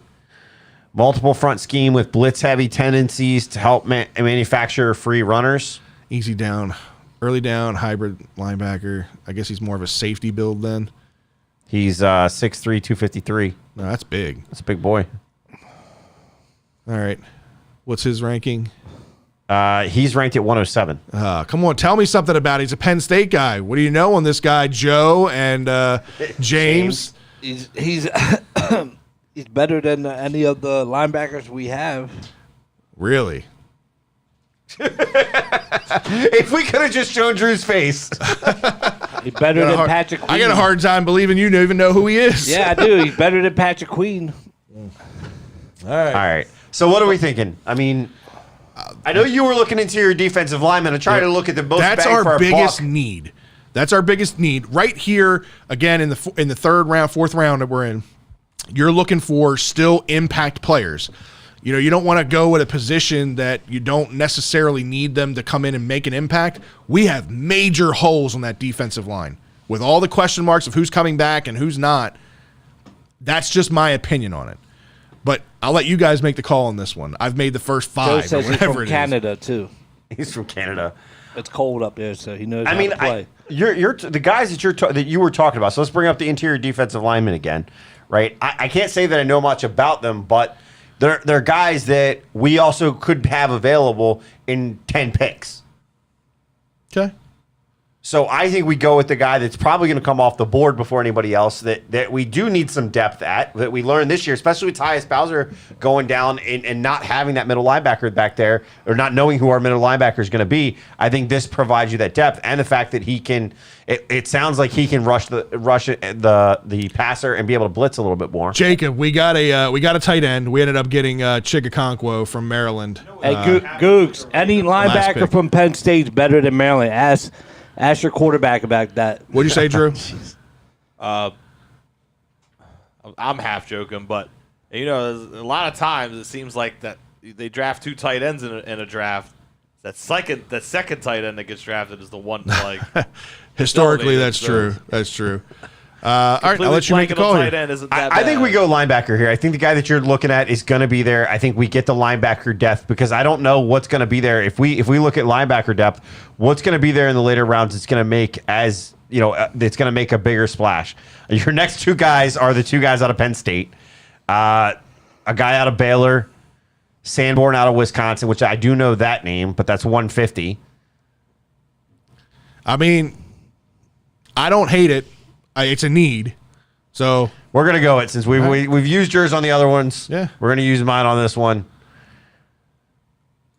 All right, so here we come up on 9 picks later. again, recap where we're at. So right now, so far, we've picked up an interior defensive lineman in Jordan Davis, heavily needed. We've picked up Falele as an offensive tackle of the future. We've picked up Paschal as an edge rusher in the late second round or early third round. No, Late second. Late second. We've picked up Mikel Wright for our cornerback. We've picked up Okonkwo for our tight end, and we just picked up Jesse Luka at linebacker at 119. So we're coming up on 129 here, and it is our pick, and we still also have one more pick. I'm sorry, 2 more picks. Yep. So we got 139 and 141 at this point. So now let's go. It doesn't look like any of the guys that you were looking at came off the board. Let's go look at those interior defensive linemen again. Show me Ridgeway. 6'4", 327. 3'4" tech, shade tech. 2-gap interior defensive lineman, And a run stopper. Sounds like a big baby replacement to me. I mean, that's basically what he is. It's his size and everything. Anybody have a problem with Ridgeway? That's cool. I don't know much about Lowell. Let me see him. Jermaine Lowell. 6'2", 305. Led the Pac-12 light. in run stuffs in 2020. Finished the 2019 season with the third most Look at the tackles in a cards. single season. Not a great athlete. Not a great athlete and someone you may have to loop and twist in order to generate consistent pass rush influence. Don't want that He's guy. inconsistent. Not a good This is a rec league team. I'm going Ridgeway. So let's go Take Ridgeway. We're going to go Ridgeway. Let's just double check and make sure who else is on the board if there's not a greater need here. Let's see. Williams, the guy that James was saying out of Notre Dame, that running back is still available. Yeah. Wait a minute. Let's go interior defensive line here. Let's get that guy, Ridgeway. All right, so we're going to go get Ridgeway. And then let's reassess the running backs. I just don't think running back is an immediate need. Interior defensive line is. All right, so running back, we're coming up on pick 139. There you go. Go ahead and get your boy out of Notre Dame here. He's not there. He's not there. He's Oh, gone. he was gone. I thought you said Oh, he was. you wasted it. You could have had him. He was there. He was there. He went went to right after Buffalo. our next pick. Really? Yeah. That's funny. Yeah. All right. Well, what's on the board at running back? Anything Pierce good? out of Florida, and then Zamir White I'd out of rather have the Georgia. guy from Cincinnati, Jerome Ford. Whatever running back is the best pass protector that's left, because that's what we're gonna fucking need. We already know that. So David Pierce, 5'10", 215, really light. 215 is not super light for a running back. Yeah, Vinny, I like that guy. The guy out of Notre Dame was Ideal 195. role, rotational back used between the tackles in pass protection Take Pierce. and special teams. Whole special teams. Go ahead, White. We can get rid of that one guy. That So- we don't Look like. at Go to White. Ford when you get a chance. Oh. What's that guy's name? Okay. I don't So remember what White- the third guy's name is. 6 foot, 214. Zone oriented inside and outside is his scheme fit. Go to the White above him. Oh, Zamir White. 5'11", 215. Very similar in size. Zone oriented. Some gap and power plays. Oh, no, you don't want this. RB2 possible. Hold on. Suffer 2 AC airtails. Nope. Nope. All right. Yeah, let's hold go, on, Pierce. Go to that Ford. Who wants to go look at Ford? Okay. Go to Ford. There's a guy So on Ford here, is- Ryan Shamble. 5'11", 220, so a little bit bigger guy. He was a 4-star recruit. There you go, Ryan. 1A, 1B type back as a primary short yardage back. Scheme fit any. Short Vision yardage Ford. guy. Vision Ford does well to find daylight and navigate tight spaces. He's a decisive runner that makes good decisions with the ball in his hands. While he isn't the most creative runner, he wisely plays within himself and is consistent. Hey, click on the guy His Sincere compound. McCormick. I like his name. His name's Sincere. Come on. Pro He's Bowler written all over it. 5'9", 205. Short, stocky. Not that stocky. He's 205 is kind of stocky for a running back. He's 10 at 5'9". okay. He's 10 pounds bigger than me. At 5'9". Yeah, but I'm 5'9". Sorry. Scott, but a lot of his is muscle. Maybe he played catcher in high school though. Early down ball Maybe he did. carrier is If he part of the did, running look it back up. Look it up real committee. quick. If he played catcher in high school, Nah, he sign him. boxed. He boxed. We're drafting. Inside or wide zone. We're drafting heavy that guy in the range. second round. He was a catcher. He's a fighter. Yeah, there's not a whole. If we're taking running back here, I like Pierce so far as his fit. Let's look at overall available. This is where it gets hard when you start getting into these rounds where some of these guys start to become the project style guys that aren't going to be impact right away. Again, the punter's right there from San Diego State. Jesus Christ. So the top guys on the board, 3, 4, 5 out of 1, 2, 3, 4. I don't mind 5, Watson 6, either. 7, 8. So 5 out of 8 guys are running backs. We can pick one up, whoever we don't get, we can pick them up in 2 picks if we want to go somewhere else. I actually like Watson here. What's his size? Is he 6'1"? Deshaun. 6'3". 6'3", 204. Maybe There's, play wide receiver. Predominantly a zone scheme from press alignment. He's a developmental player. He can replace Pat in a couple of years. There's your Westry replacement. So man coverage, he's got sufficient skills on the press. He isn't as efficient when he plays off in man coverage situations. He's sufficient level of ball skills. He could make more plays in the passing game when the ball is in flight. He does a good job of using his length at the catch point. Tackling. He has moments of good tackling on the perimeter. His length and press ability help to keep him in phase some of the time. Look, Gook said get the punter. I mean, the kid's a freak, but I don't want him. I'm not taking a punter in the first 4 rounds. Like I said, these are. I mean, This is the back end of the fourth. I know, but these are guys that got to come in and make an immediate impact. Hey, They're not going to cut Can the Cook. punter throw? He needs to replace Sam Cook. I don't know. I like the cornerback here for the depth. I know we said that there's guys that are going to be available through free agency. I just think as far as value goes, By the way, if you want to go running back Scroll now, up. Fortner is going to be available in a scroll few. up. That's as far as we go. Okay. Yeah. I don't know. I'll let you guys decide, but I like the Watson idea here. of going running back and going Pierce here, and then we Anybody have but our Justice Hill. All right. do what? Anybody but Justice Hill. Yeah, I mean, he becomes a guy that could be a Justice Hill replacement and could play special teams as well. So Go for I mean, it. anybody have a problem with taking Pierce here? Well, we know he's a I Florida said guy. Pierce like 3 minutes ago. I know you did. These two did. I don't have a problem with it. I like Ford better. Do you I think there's a better pick here? I think the Ford's a cornerback better- is a bigger need right now, but again, I think we can get that through free agency. So There's still a lot I- of corners. There's still a lot of veteran corners out there. That's I what I'm looked it up. saying. There's a lot of veteran corners. That's what I was trying to say. Not to Better mention, wait you till could after find the some. I'm draft. sure we could probably pick some guys up in. We're only doing the first 4. You could probably pick some guys up in a later round and be able to do something here. All right, let's do it. I mean, I get the nervousness behind 2 of your star running backs coming back from knee injuries, I love major both, knee but injuries. Yeah. if you hit the fan, Right. then you're screwed. Exactly. Yeah. Go All ahead. right, so let's go Pierce here, and then we got to pick. Oh, hey, we got a trade offer. I didn't even know we had another pick. To pick up a 5th and a 6th rounder this year. They pick up our pick now. No. For the sake of the show, no, because this is our last pick. In real life, In would you real take life, it? I would entertain this. In real yeah. life, we're not having 5 fourth-round picks either, though. Right. You'd be trading back 15 picks and picking up a 6th round Yeah, pick. 100% I would entertain Yeah. that offer. But for the sake of the show, All right, we'll decline it. Oh, wait. And we'd have to give up our 6th. then I'm. So we'd not actually no. as- So we would move up. We'd move up in both spots. We move back in the 4th. We move back in the 4th and up in the 6th. Yeah. I don't Now like it's not that as good. anywhere near as much. All right, decline. All right, let's make a pick here. I mean, you had said All earlier. right, I'm gonna let this one go up to the to the flock, Punter! to the chat They're room. going punter. Everybody here is saying punter. The kid out of San Diego State is an absolute beast. Googs likes him.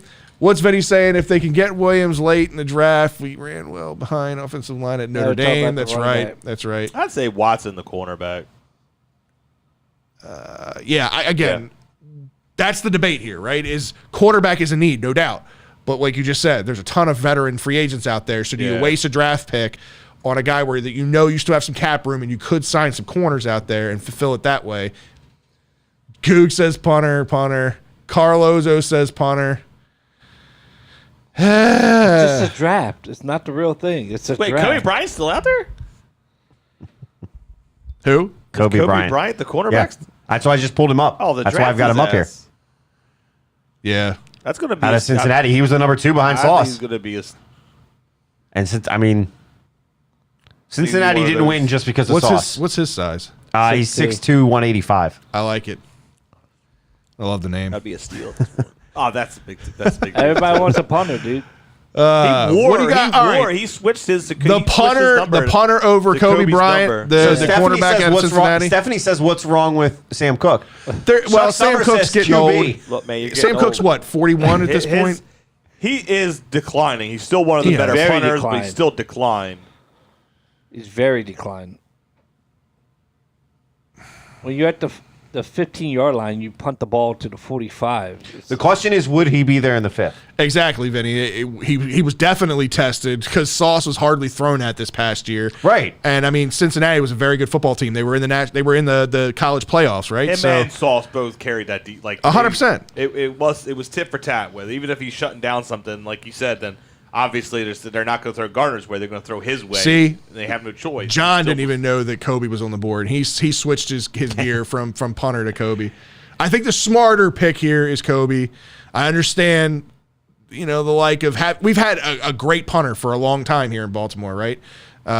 It would be nice to be able to have somebody and draft somebody here that we know could be here for the next 10 years because he's definitely the best punter in this draft. No question about it. So do you want to lock up a player that you know is going to be on your roster for 10 years, this punter, or are you going after another cornerback depth piece that you could get through free agency? See, I can't remember what we traded for that. Harbs loves special teams. I get that, Joe. Sorry. I can't. We traded that pick. What did we get? Wasn't it like 156 that we would be picking at? That we could potentially still be looking at both those cornerbacks being available in 10 picks. I don't know. I mean, what are we doing? Ravens lost slot a lot of DBs weekly. Avery, Jimmy Smith. No, I 100% agree with you. I'm going the smarter pick, and I think it's Kobe. Kobe? Watch this, ready? Kobe. Kobe! He missed. Does that mean we're not making it? That's my pick. All right. And I know that James wants the punter. Is that what you want, James? The punter? That's fine. This is just a mock draft. It's not even going to. All these guys that we drafted are not going to be on there except Davis, if anything. All right. Because So it all changes. Everything changes. It's Monopoly. we'll go ahead and draft Kobe Bryant here. We'll take him. All right, and that wraps up our draft because we only did the first 4 rounds. Yes. But let's go ahead and look up at our user picks here. Again, we drafted across the board all the needs that we needed. Yeah. It's one of those things. I'm going to zoom in here so everybody can see actually a little bit better. Did they give you a grade on here? Did you get a grade? I don't think they grade these. No. So we picked up Jordan Davis. We picked up Falele, the offensive tackle out of Minnesota. We picked up Paschal, Michael Wright out of Oregon, the cornerback out of Oregon. We picked up Chig. Ryan, we got your boy. We got James's guy, the linebacker out of Penn State, Lucetta. We got Ridgeway, the interior defensive lineman out of Arkansas. We got Damian Pierce, my running back from Florida. And we got Kobe Bryant, that's cornerback out of Cincinnati. There was absolutely no bias in this draft at all. Scott got a Florida guy. James got a PSU guy. I got the Maryland guy and Chig. There's no bias here. Not at all. And, hey, it's better than No Ryan's influence. drafts recently. That's true. Maryland. What do you guys Maryland. think? I mean, would you be happy with that draft? Again, these aren't just names. These are guys that a lot of people out there have been pretty high on. And again, they fill all the needs that we have, the biggest needs that we have. And I think they're all guys that could come in and make an impact right away, at least in my opinion. And I know that James, we were all joking. We're all giving James the crap about the whole thing about quarterback. I was just joking about that. Well, I know, but at the same time, there are people that are serious about that. And the thing with that is I could see the Ravens doing something in undrafted. If there's somebody there that's undrafted, very similar to the way they did McSorley, very late or undrafted, put him on the roster as a depth piece that's there, and he becomes your practice squad guy. So I wouldn't put it past them to do that, but they're not taking a quarterback in the first 3 rounds. No, it's just not going to happen. Not good You have enough. too many other needs in the first really 3. A steal. And then if they are, that means they're not signing Lamar. Yeah, exactly. All right, fellas, it's time for the Liquor Stop social media shout out. James, who's been in the chat room? Who's chatting it up? Everybody's been chatting up. I love everybody. Googs with his comments of the night, but Googs was number 1 in the chat. He room. was. He was. Just start It was there. a fight Great for to that see number you. 1 spot. Great to see you, Googs. It's been a while, so I'm glad that you got to comment on some Ravens things. win an hour and a half. Yeah. So we got Craig Zero, Ahmed, Chuck, Nick Short, Kamal, Matthews, Thomas, Griff, Garnett, Greg, Marcus, Joe, Brian, Blake was actually in the chat room chatting it up. Hey, what's up, What's up, Brian? Mark? Vinny, Jacob.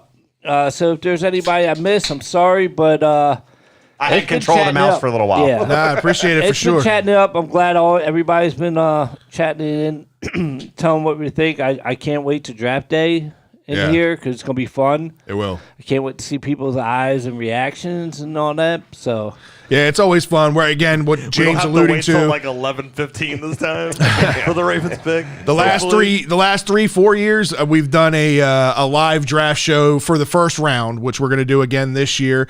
Potentially because of some of the local ties, I might do a live draft show, maybe solo. I don't know if you guys want to join me for rounds 2 through 3. We'll see. We're going to talk about that, but we're going to be up at the University of Maryland for the spring game for rounds 4 through 7. Yeah. So won't be able to do that, but we will definitely be doing a live draft, at least for the first round. Yeah, we'll figure everything out. We'll let everybody know. We'll put that on social media. So tell them what Jerry and the crew hooked us up with at Liquor Stop today. This week's Liquor Stop Brew of the Week is from Shiner, which is, if you've ever heard of Shiner Bock, so the Shiner Brewing or Spetzel Brewing Company, but the Shiner they make a Bock that's actually really good if you're into Bock beers.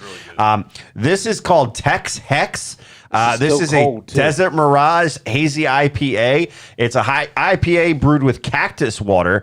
And I will say, the taste on this, it's different than a lot of IPAs. You taste, it has the cactus water, almost gives it a seltzer aftertaste. You had cactus water Yeah, before? I get that. He drinks it all the time. You've never had cactus water? No. No, that's bullshit because I had seltzers in there that you drank one and tried one. It's called Cacti. It was made with cactus I water. thought Boxers that was drink tequila. cactus water all I the didn't know. time. I didn't think it was Maybe. a thing. Yeah, see, I tricked him. It's cactus water. He's Well, drank cactus well, water. I He didn't had even know it. Can I get But no, Oh, yeah. James, show them that can. Show them what that can looks like. It's a pretty interesting looking can. Not bad. Again, Tex Hex. Head up to 8% alcohol by volume as well. Yeah. It's a pretty strong beer. I mean, it's not bad though. Did you no, think- no, it's not bad. It's not your typical IPA. It doesn't have the hoppiness to it. So, but make sure you head up to Liquor Stop 1510 Conowingo Road. Tell them BirdlandBS sent you. Get you 10% off. All right, fellas. Two things real quick. Yeah. Stephanie's like, do another raffle. Are we doing another raffle for the draft? Remember? Like we did Yeah, last year yeah, with we'll you. absolutely do that Okay. again. We'll do some giveaways. I have to think that through as to what we're going to do for the giveaways, but we'll definitely do a raffle for sure. We'll do it again because we still have That the was a lot setup of and all fun. that stuff for that. I think so. we should have one where if the fans vote for the guy that gets drafted, they get something. Okay. I We can think do that'd that. be pretty cool if they get correct. Well, they What put their we'll name do in for it, and then yeah, what we'll do is maybe 15 minutes before the draft starts, we'll ask everybody to give us their pick, Yep. the first round pick. And if there's multiple people that go with the same person, We'll go with the first one. we'll Draw a name. we'll just Oh, draw draw a a name name. out of Okay, those on the people, show, live. and then give a gift away. I just got to figure out what that is. So Yeah. we'll wrap our minds around that over the next couple of weeks and let you guys. And you know only the details. get one name, so we'll put that out there too. You're only gonna get one name. The And first the- name that you give us is the name. and the that draft counts. day hat not happening. I don't know if No, you guys saw I'm not it. giving that Horrible. draft day hat away so this year. bad. It's awful. Maybe a shirt. Maybe we can check on the bills. You know for what's Stephanie funny? and Chuck. I legit I thought that was an old man moment when I saw that hat. I was like, is it just me or does this look No, it was really bad. bad? It That's was a bad. 90s calling. Yeah, but I saw it on social media. Even 20-year-olds are like, what the fuck? I mean, Coming it around yeah, all the it looks time. like a terrible like And Goog Adobe said thing. he's going to see you at the spring game. All right, Googs, good, man. I'm glad you'll be there. All right. We'll be doing a live show. All right, let's get into some bros, posts, and O's. Yeah, man. as- Baseball's back. Yeah, man. Yes. Baseball's back. The season for the Orioles kicks off Friday on the road in Tampa Bay, but back at the yard on Monday for opening day, which I think the majority of us will be down there for. I don't know if Drew's coming down. We may all be there. Oh, all right. We'll see. Hopefully, Drew can make it down there. Yeah, Nope.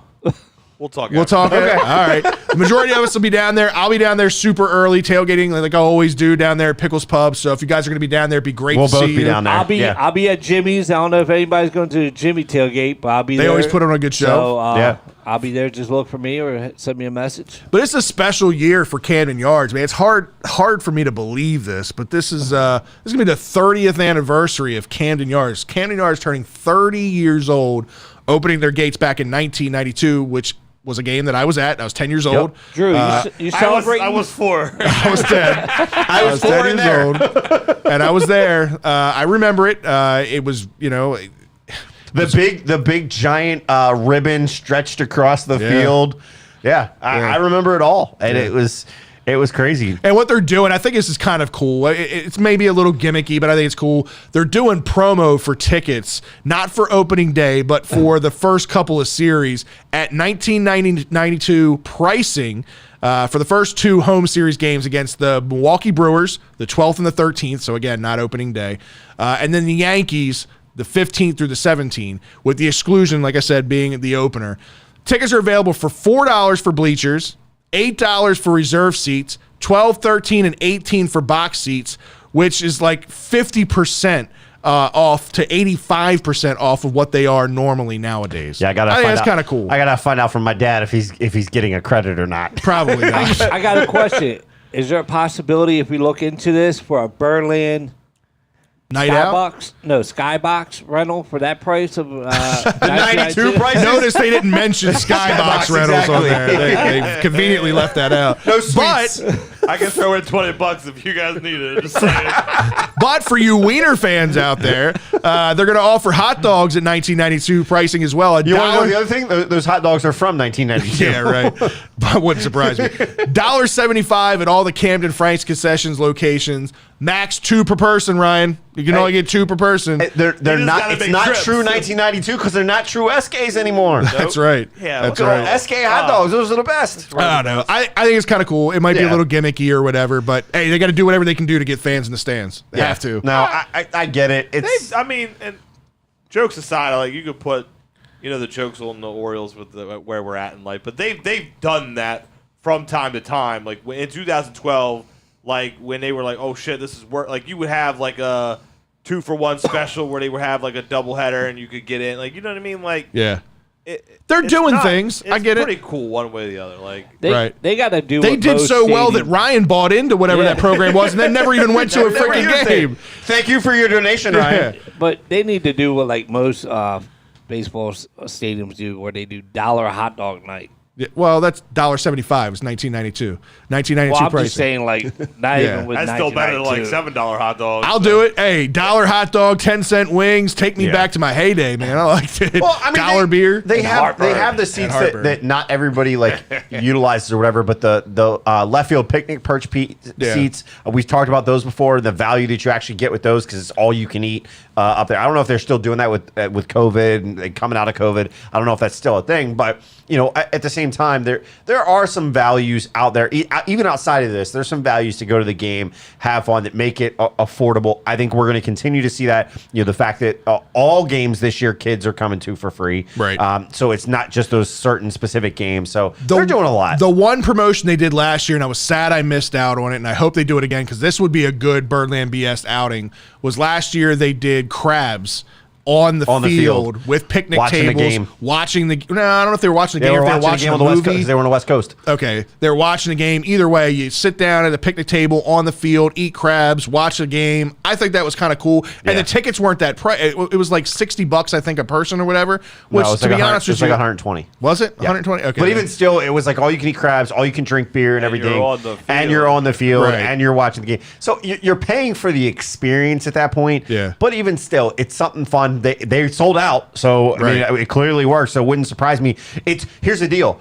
Every year, the Ironbirds do the all-you-can-eat crabs. We're doing that. It sells out. yeah. That's another Birdland BS thing that we That's do. But definite Birdland BS. they thing. We're definitely talking sell about out. So we could absolutely look to set something up if they do it again this year. I think they could. I see them doing it multiple times throughout the year. Well, speaking of setup, right, we got to figure out what the hell is going to happen with this roster, right? Who's going to be in the opening day lineup? Who's going to be in the pitching rotation? There's so many questions that still need to be Trey answered. Mancini got a deal done. Finally. Golly. Ended up getting a 1-year contract. They worked it out prior to arbitration, literally down to the wire on this thing.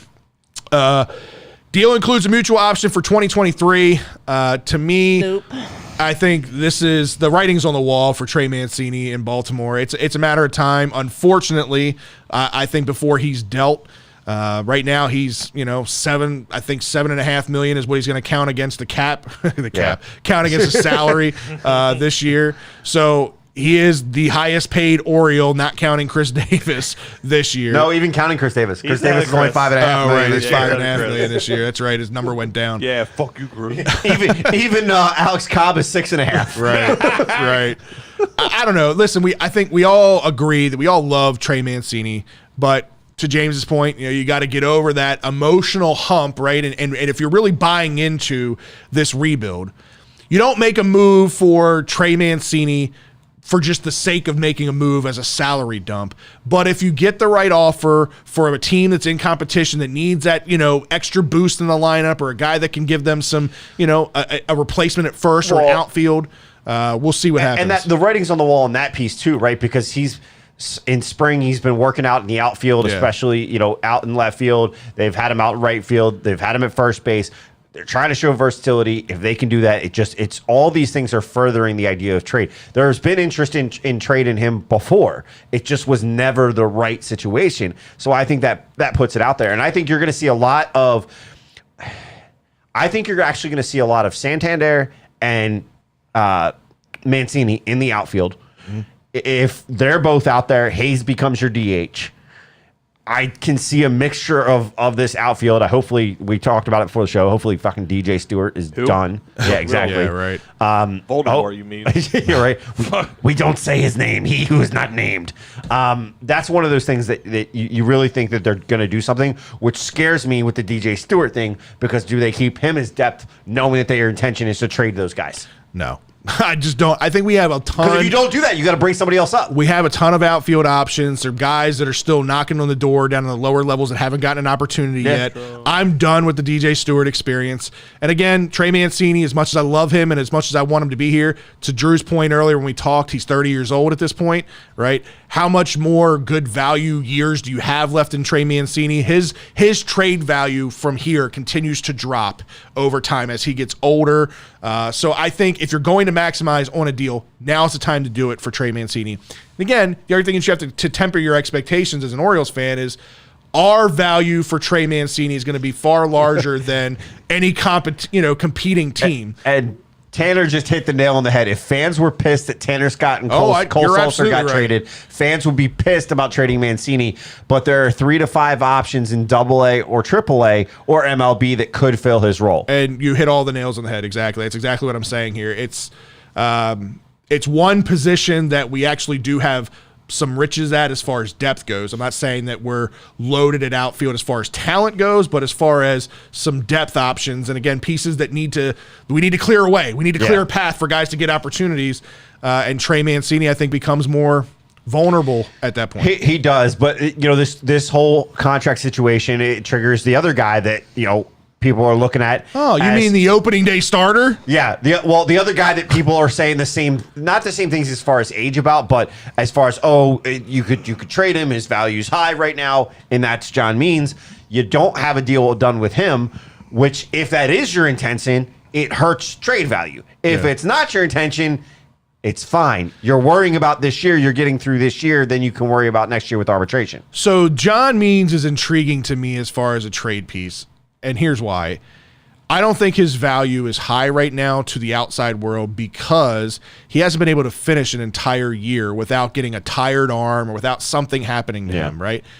This year could really increase his trade value because if he can prove that he can pitch deep into games, now he's got that extra 30 fielded length, which we talked about was 12 of his home runs that he gave up last year wouldn't have happened with this new dimensions, right? So his ERA should naturally just come down with the new dimension, and again, if he can show that he can pitch into the All-Star break at a high level, I think his value is much higher at the All-Star break than it is right now, at least in my opinion. Yeah, I think that's what you have to look at. And you also are looking at, the reason guys like Tanner Scott and Cole Sulser, they became valuable because they showed, especially towards the latter half of last year, Cole Sulser really started to kind of put things together. His value is high. You're cashing in on that value while it's high. Tanner Scott, he had some struggles, but he was working through them, and somebody's looking at him as a project piece.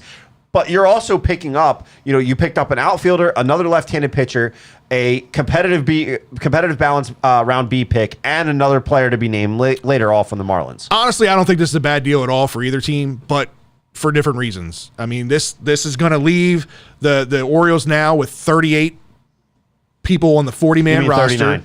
38. DJ Stewart's now on the roster. Oh, is he really? Well, that updated over the last few hours. Are you fucking kidding me? I'm pretty sure when I looked earlier, he was on the roster. I did not see that. Let me see. I'll confirm. If not, it will be coming, I'm sure. Chris Davis hit 50 home runs in a goddamn season. So Elias did talk about this trade, right? And he did say the comp pick was a key component of the Sulser and Scott trade, and here's why. It puts them now with 4 picks in the top 60 to 70 selections in this year's draft. Good. Active on the roster, DJ Stewart. Never mind, Elias, you're full of shit. Yuck. You can't. Yuck.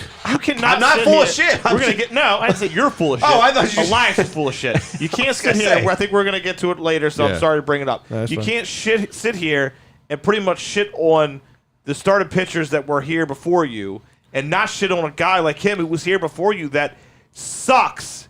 He doesn't have it. Yeah. He doesn't even hit home runs. I don't know what they see in him. I honestly He don't. can't field. He hit the ball, hits him in the fucking head half the time. I don't know.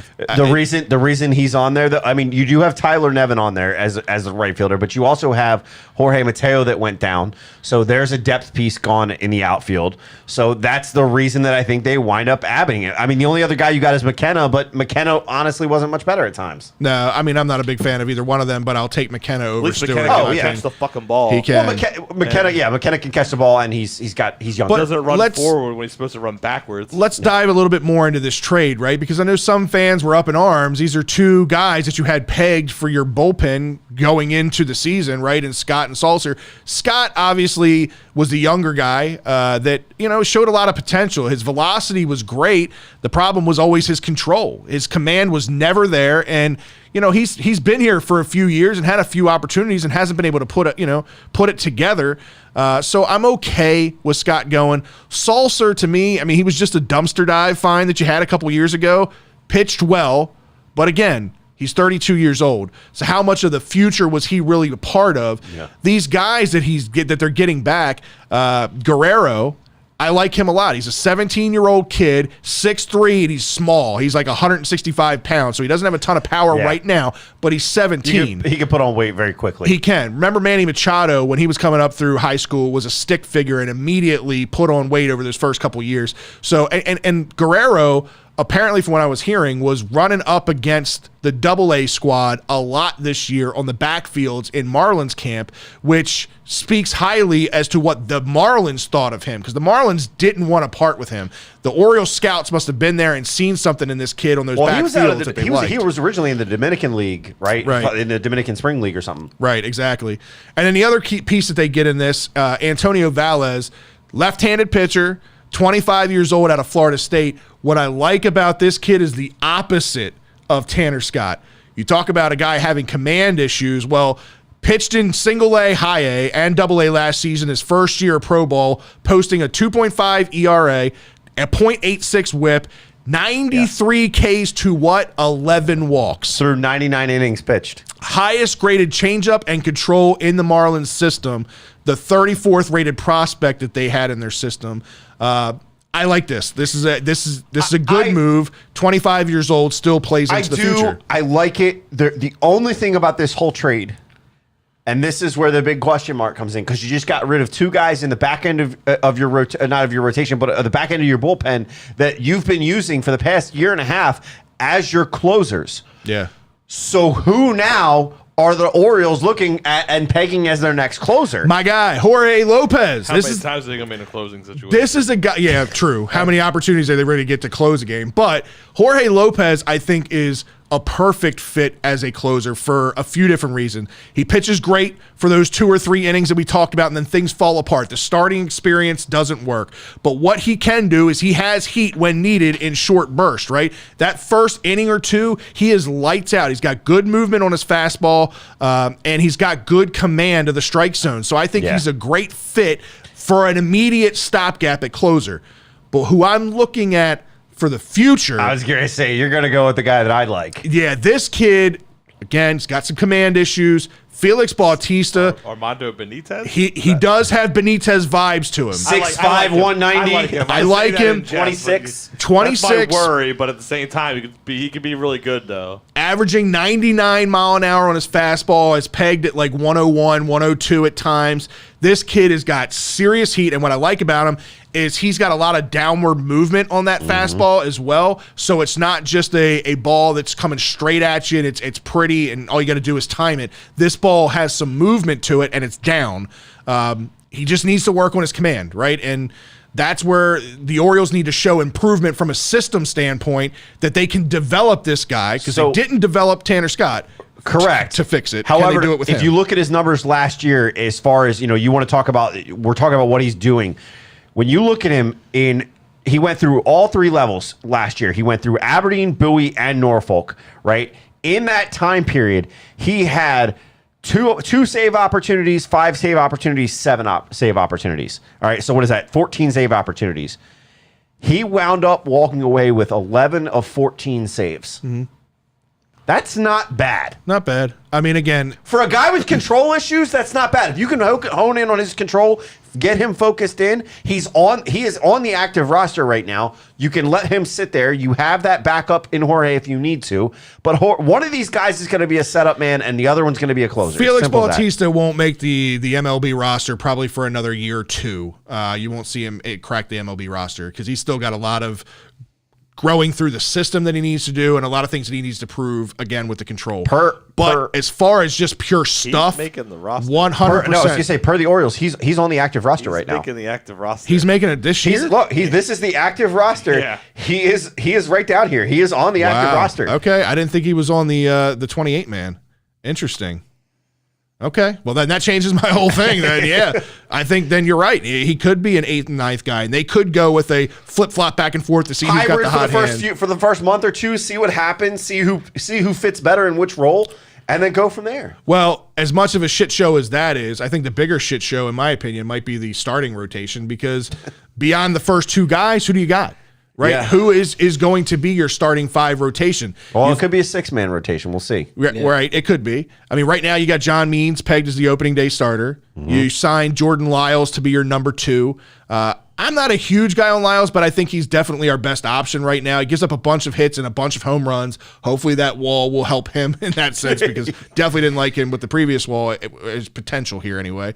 But he's an innings eater. 180 last season, which would have led the O's by 33 innings last year, and he was 6th in the AL. So that's what you like. As a guy, the problem was our bullpen was always overworked because our starters just couldn't get deep enough into games, and this guy can do that. And we were talking about this before. You know, we're all questioning it, and it seems as though the Orioles aren't sure either because we were talking earlier, and you mentioned some of the comments that Elias had. Yeah.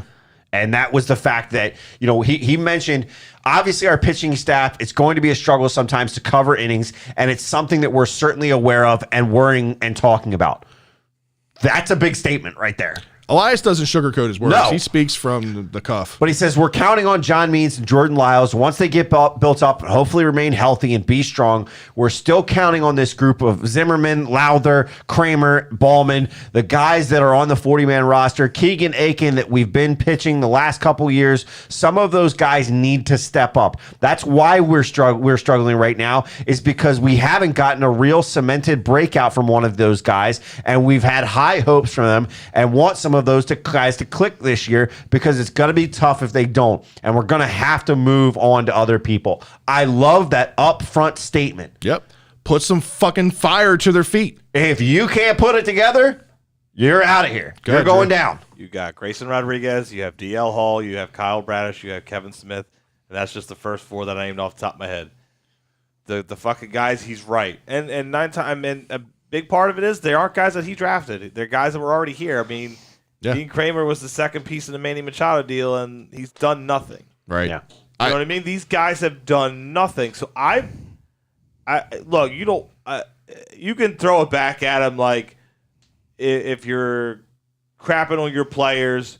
Well, you're the one to put them in place, but because the guys that he has in place are not there yet. That's what we talk about the promise. Right. But I don't think it's necessarily crapping on your players. I've seen it, but I've seen a lot of people on Twitter, on the Orioles Twitter, like. And those people are the same people that have no idea because they don't follow it nearly as closely. Look, we all have a love for the game, and we have a deeper understanding than some average fans. But I think that's one of the things that you have to understand, expect is. Okay, you want to sit here and say, oh, this is crap on our guys. Well, tell me what any of these guys has done on a consistent basis. You can't. If you could tell me that, then I would say, okay, he's crapping on something the guy did. But he's basically saying what a GM is supposed to do. He's just doing it publicly because when they did it privately, probably last year, these guys have had tools upon tools upon tools at their disposal. My guess is, and this is pure hypothetical, this tells me maybe these guys aren't as in tune with the whole get with the program. We're giving you information. You need to take it and do something with it. So if you ain't going to do that, then I'm telling you and I'm telling everybody, if you can't put it together, your ass is moving on. We're moving on from you. We're going to bring up the guys that you're stopping from really coming up. quickly. I love the fact that he said this and he didn't sugarcoat it, and he like I said, lit a fire under these guys. He's going to need to. You're grown up. Exactly. Talk to them like men. Do it. I love that. I am sure. I'm not cutting you. I am sure. I go with you. I'm sure that this isn't like all of a sudden I'm abruptly going to the media with this. No. This is this. He is, was asked a question. this He has been answered it said. honestly. You said this to these guys in private. 100%. 100%. At least once. And with this, to your point, right, you're going through waves of pitchers right now. This is the current wave that's here, and we just haven't seen any ripples from these guys. We haven't seen anybody jump and make a wave because there's still some talent here. Kramer, to Adit's point, I am done with Aiken. I'm done with Kramer. Both of those guys, I do not like.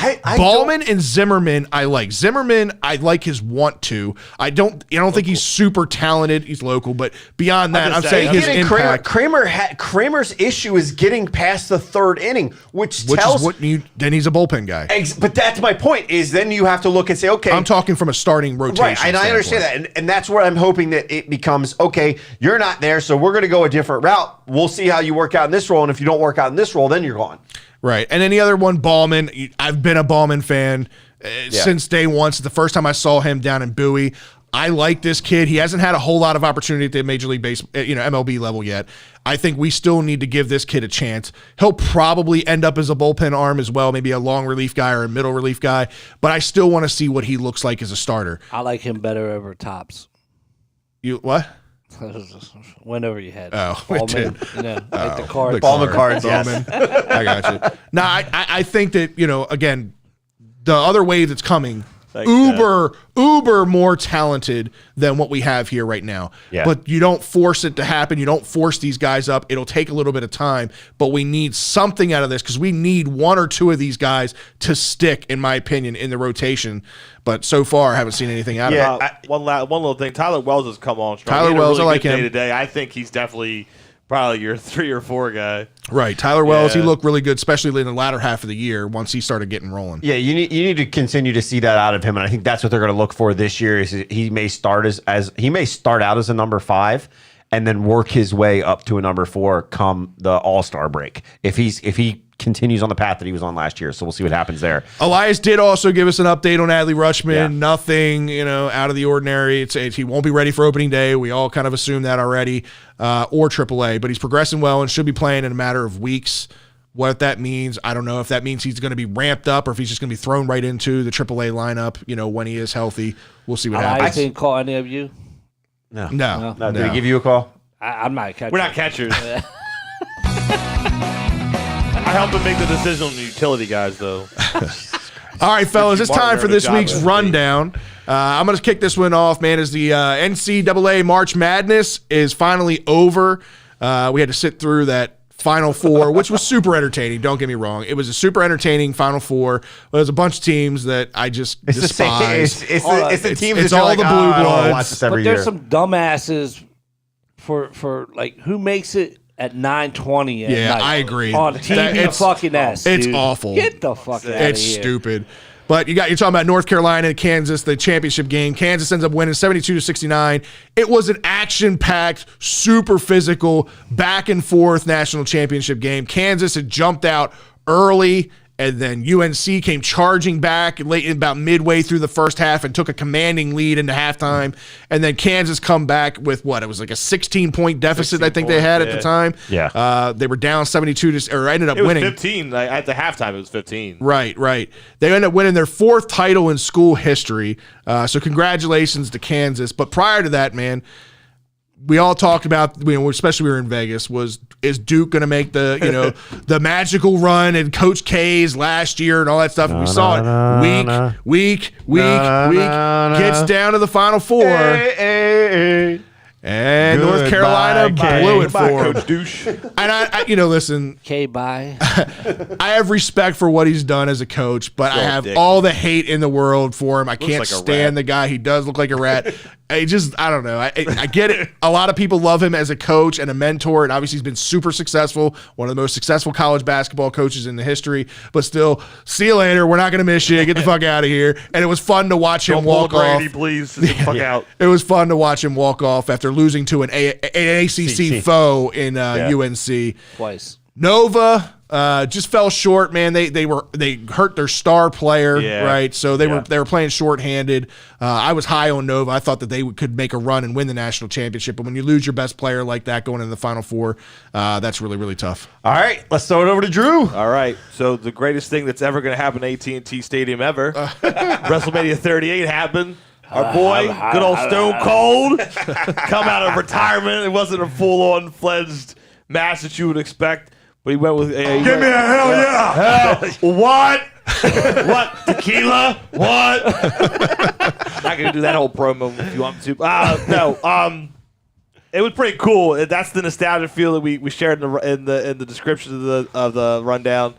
To see him back and like it's a quote unquote match. If you're not a wrestling fan like us, they put him in there with a guy that's I'm a big fan of, and it was a lot of brawling. But there were some moves that you were like, oh, you see it like, man, you think of all the stuff that he's gone through with necks and backs and all that stuff, and being an older guy, you worry. But it was a guy that they put in there, and they do protect him.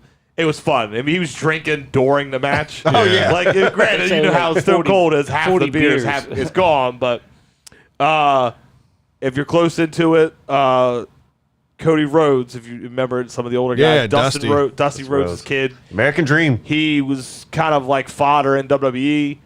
He went and did independent stuff, hook up with a bunch of these guys. They created AEW. It's like the second promotion, and it's a legit competition. So if you are a diehard wrestling fan, you know who he is and who they are. So he comes back into the fold. Him and Seth Rollins put on a fantastic match. Yeah, this is poor Fred. Fred don't give a shit whatsoever. Fred's like, nope. I'll be honest with you. The most entertaining part of this was the highlights that I saw was fucking Pat McAfee. Yeah, we're going to get to that. Shit. We're going to get to that. Yeah, that's why I don't know what all Scott's going to cover, so I'm just going to cover what I was going to cover. I know, like, you could think back in the day, women's wrestling used to be like an absolute joke. You parade around in underwear. The underwear match, the lingerie match. You always look for a nip slip. Gravy and jello. Oh, there was one. Sure there was. Yeah. So, two, like, I mean, I say studs because they're women, but two absolute stars right now, Bianca Belair and Becky Lynch, like, they tore the house down. They had one of the best matches of the weekend. Didn't Ronda come back too? Ronda came back against Charlotte. They could have. That didn't need to happen. Yeah. Really? Yeah. All right, James, what do you got? Well, mine is the Pat McAfee match because of a lot of reasons. Number one, I have Going always, all wrestling here, huh? Hey, man. See how it is, fellas. That's what happened. It's a Super Bowl. No Ronda to talk over. This ain't no show and tell Man. talk, so we're going to do wrestling talk. But Pat McAfee, I love the guy ever since he was with the Indianapolis Colts. Cool guy. I met him one time out. That my friend Jason, his dad's a big Colts guy, would go out. Met him one time. Gave us time to talk to him. And then after retired, I was like, man, like, why is he retiring? Like, he's still a good punter. He's not like Sam Cooke. Like, he can still fucking play. He still got it. But, he didn't need the money. He wanted to do something that wasn't like that he had to do. He wanted to have some fun with it. So he went into podcasts, and then doing podcasts, he was actually – got into wrestling and does like co-host, like commentator for SmackDown, and then they gave him a match at WrestleMania, which was against Austin Theory, which is like Vince's boy, if Fred doesn't know. So Vince came out with him and all that, but I tell you what, Pat McAfee, he still got it. Like Fred, he like I saw it. He flipped off and then jumped. The thing with it he is, though, jumped straight up I onto saw the ring, it, dude. but I've also seen it before. He did the same exact thing at the NXT match that he was in. Exact same thing. He did, but to do it on that stage when your adrenaline, I get it. No. Like, From an athletic standpoint, No, but I'm just saying to jump. You're outnumbered up here, Fred. like I know. 5 foot. Watch yourself. Fred, yeah, Good open can of whoop out. Give me a what? I'm just saying he did the exact same thing. Wow. 2 times now that he's been on there. Hey, Fred, just to let Learn you know. another move. Hey. Hold on, Fred. There's a guy named Randy Orton, and he Yeah, I know always Randy does Orton. the same fucking move every fucking time he's Randy in the Orton ring. was a UFC guy too, wasn't he? No. Randy No. Orton. Nah, No. His No, dad, His his dad was Billy Bob Orton. He's a third generation guy. okay. He does Yeah. all these memes where RKO out of nowhere, baby. like Out of nowhere. RKO, like you can get in 5 times in one fucking match. So it is what it is. It's impressive. He was fucking.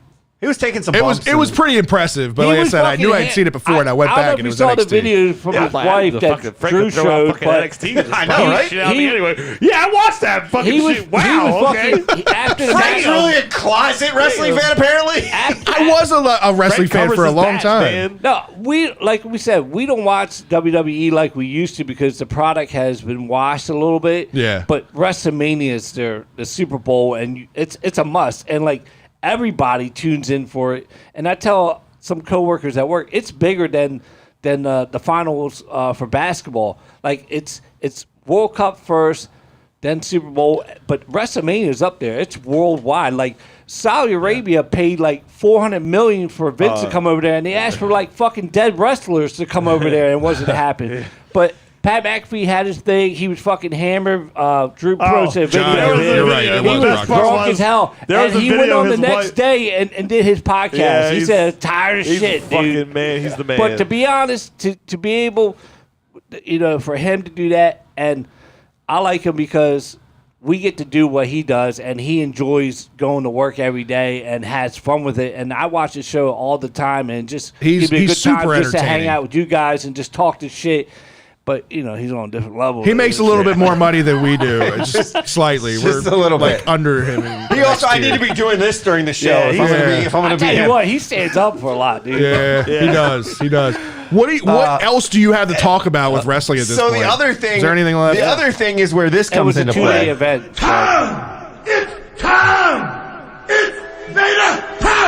Ryan went into the WWE Hall of Fame. No, so this weekend is every year the WrestleMania they do the WWE Hall of Fame. This one I liked. So I watched this. This was good. Did you really? I watched The Undertaker. Fred watched it and I didn't get around to it yet. After it happened, I watched The What Undertaker. is going on here? Are you kidding me? The Undertaker's been around forever. That's Yeah. what I grew up watching was The Undertaker. That's why I wanted to see his Hall of Fred's Fame old. speech. Fred is old. It was great. Anyway, was very touching. So yeah, it was the Hall of Fame induction ceremony. So the guys they had in the Steiner brothers, Yep, saw right? that. The Scott Steiner. So Bronson introduced his dad, Yeah. right? He is Braun Breaker in the Former WWE now. Yeah, former Ravens fullback. Ravens Hall of Famer. So he inducts his father and his uncle in, and then we also then saw the Warrior Award, which the Ultimate Warrior, obviously the passing of him, and he was big in community and stuff like that. He was, everybody loved him. One of the things they did was they created this award for him, and the one guy that he gave it to this year was Shad Gaspard, and this was one. I had to share it because it got me, and you guys will laugh, but we talked about it in the chat between the three of us. No, this is for real. This is, we joke, you guys joke about me with my son and the things that we joke around with all that. James. I don't joke nothing. I joke about Dex. I don't joke about some shit. Anyway, but no, it's this story of this guy, he was a wrestler for a little while. He was part of a popular tag team group, Primetime, and then they did. He was in another group as well, and I forget what that one was. That was the main. He was known for being a community guy. This guy stopped an armed robbery down in Florida at one point, like tackled the guy down, tossed the gun away, held him down until police got there. Like I remember when that story made headlines and made news. And then, he had done some other things, but what story made headlines back in early 2020, he was down in Venice Beach, Florida. Him and his son were out in the water, and the rip tide got him and his son. He threw his son out of the rip tide to the lifeguards and lost his life. Wow. You saw in this, his son was up there with his wife telling his son, you had the greatest dad in the world. She told the story of what happened with the robbery. Yeah. It was really just that you can only imagine going there and have him as a father being in that situation and knowing that I would do whatever for my child, whatever it took. And he paid the ultimate sacrifice, but he paved the way for his son. Yeah. Then to turn around right after that, and you have a guy that I remember growing up with. I remember him showing up in Boy Meets World for a few episodes. They did a few episodes with Vader with Boy Meets World for a while, and that was all pretty good. But Vader being inducted by his son and his widow, and just the situation there of him telling him, hey, Dad, you were my ultimate hero, this and that. And then we see The Undertaker, which, by the way, to the fucking tens with that fucking jacket. Bro, that went 10 minutes with a standing ovation that they gave him. I was telling Carrie, I'm like, it was like 10, 15 minutes. They would not let him talk. No, they wouldn't. And you could see he was getting choked up about it. It was cool, though. They had like the statues behind him with all his different outfits that he had over the years. Like you said, he put the jacket on, and the last thing he says is he's getting ready to walk off. Never say never. Yeah. So but, maybe we don't see that. But I tell you what, one of the things, did you watch the whole thing or did you just watch the end of it? No, I watched the whole thing. So one of the things I have to say through that I learned about Mark Calloway, who is the character, the guy that played The Undertaker. He is a good speaker. Oh yeah. Mm-hmm. He would be. He does a lot of podcast appearances. He does, but he would be good at like those motivational speaking type engagements. Yeah. Like that's what it came off as, and that's what I felt like he prepared it as. I could see him getting some gigs for that. Funny enough, that's a guy that his character was to not speak. His character was all about. That was what always got people are baffled by now. Where he does all these podcasts or speaking engagements, is like he never broke character really. I mean, granted, he had this time where he wasn't the Undertaker. But, like, in these latter years, like, he never broke character. You never really saw him outside of anything. You didn't hear much about him at all. And then, like, he starts talking, and you're like, oh, this guy's fucking... Between him... God damn, this is surreal. Him and his friend that was a nemesis, then a friend, Kane. Kane, yeah. The guy that plays Kane is Who's actually a mayor. He's a politician, right? He was tearing up during that. Another very well-spoken guy. I remember back in the day, like, because...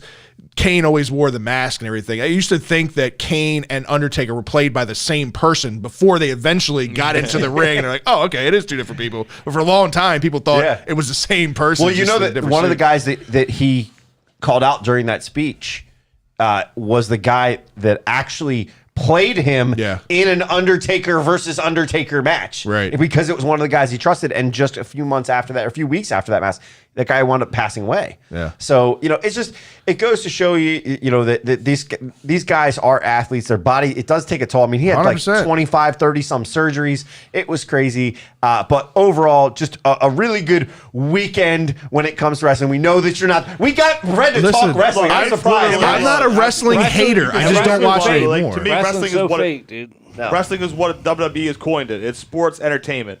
It's athletics with theater. Yeah. It's been happening since the dawn of time. It's gotten more theater since it originally was, and it was even when it was wrestling, it was more. It used to be more Greco-Roman style wrestling. Call it men's soap opera. Yeah, now that's what happened when it started getting that way. I was probably about 14 years old. It got to too many storylines, and then there were too many divisions and cliques, and that's when I lost it. When it was all about individuals and stuff like that, that's when I really liked it. They're starting to get back to that. Yeah, they're starting to get back to that, but there's the other competitor in AEW. It's the same thing. They're going with all these storylines and all these factions. Ever.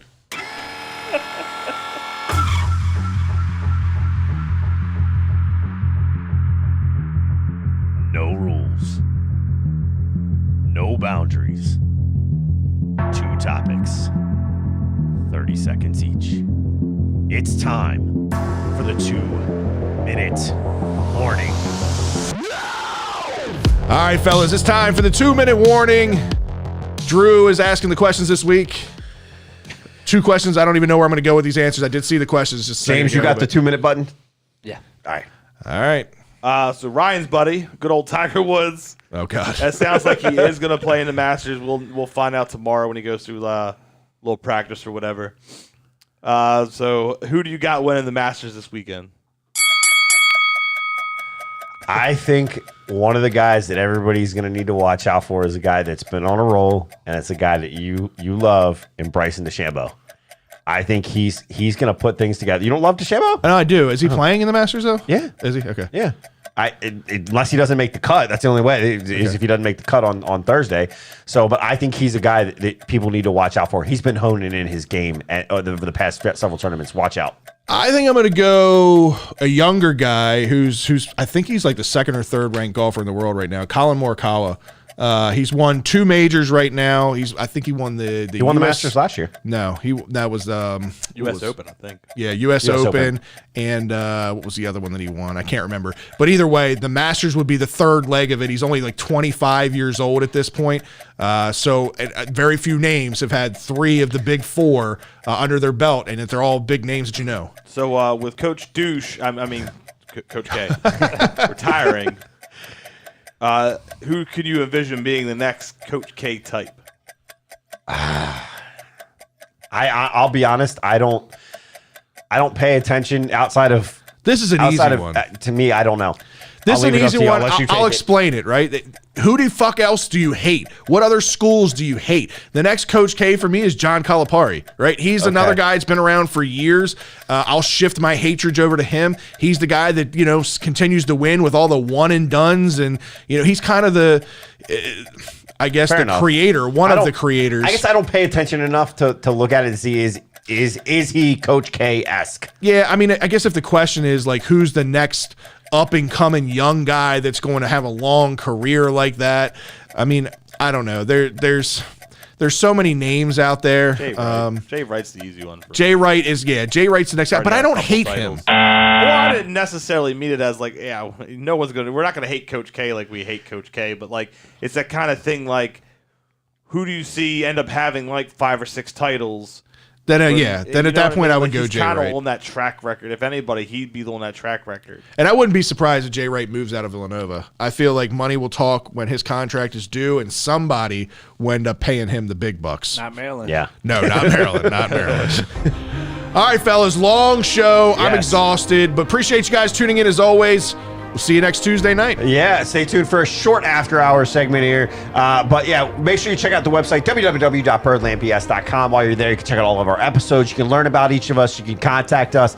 Check out the latest episode of Shell and Tell. You guys had Ty Felton on for the show. Great episode. Great interview. Go check that out on the website. Also on any of the social media, Shell and Tell is how you find them. Get yourself some BirdlandBS gear while you're on the website as well. You can also find us through Big Play and BigPlay.com. Download the Big Play app.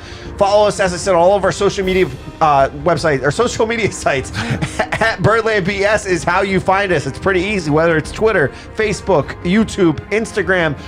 At BirdlandBS/BirdlandBS, however you want to do it, that's how you find us. Pretty easy. The audio version of the show can always be heard on your podcast app of choice, whether it's Google, Spotify, iTunes, whatever it is, we're probably there. And if we're not, let us know. Make sure you drop a 5-star rating while you're there. Helps us get found, helps us elevate, and continues our listenership. Actually, also make sure you subscribe and follow and get the notifications as well for when we go live for these shows on social media.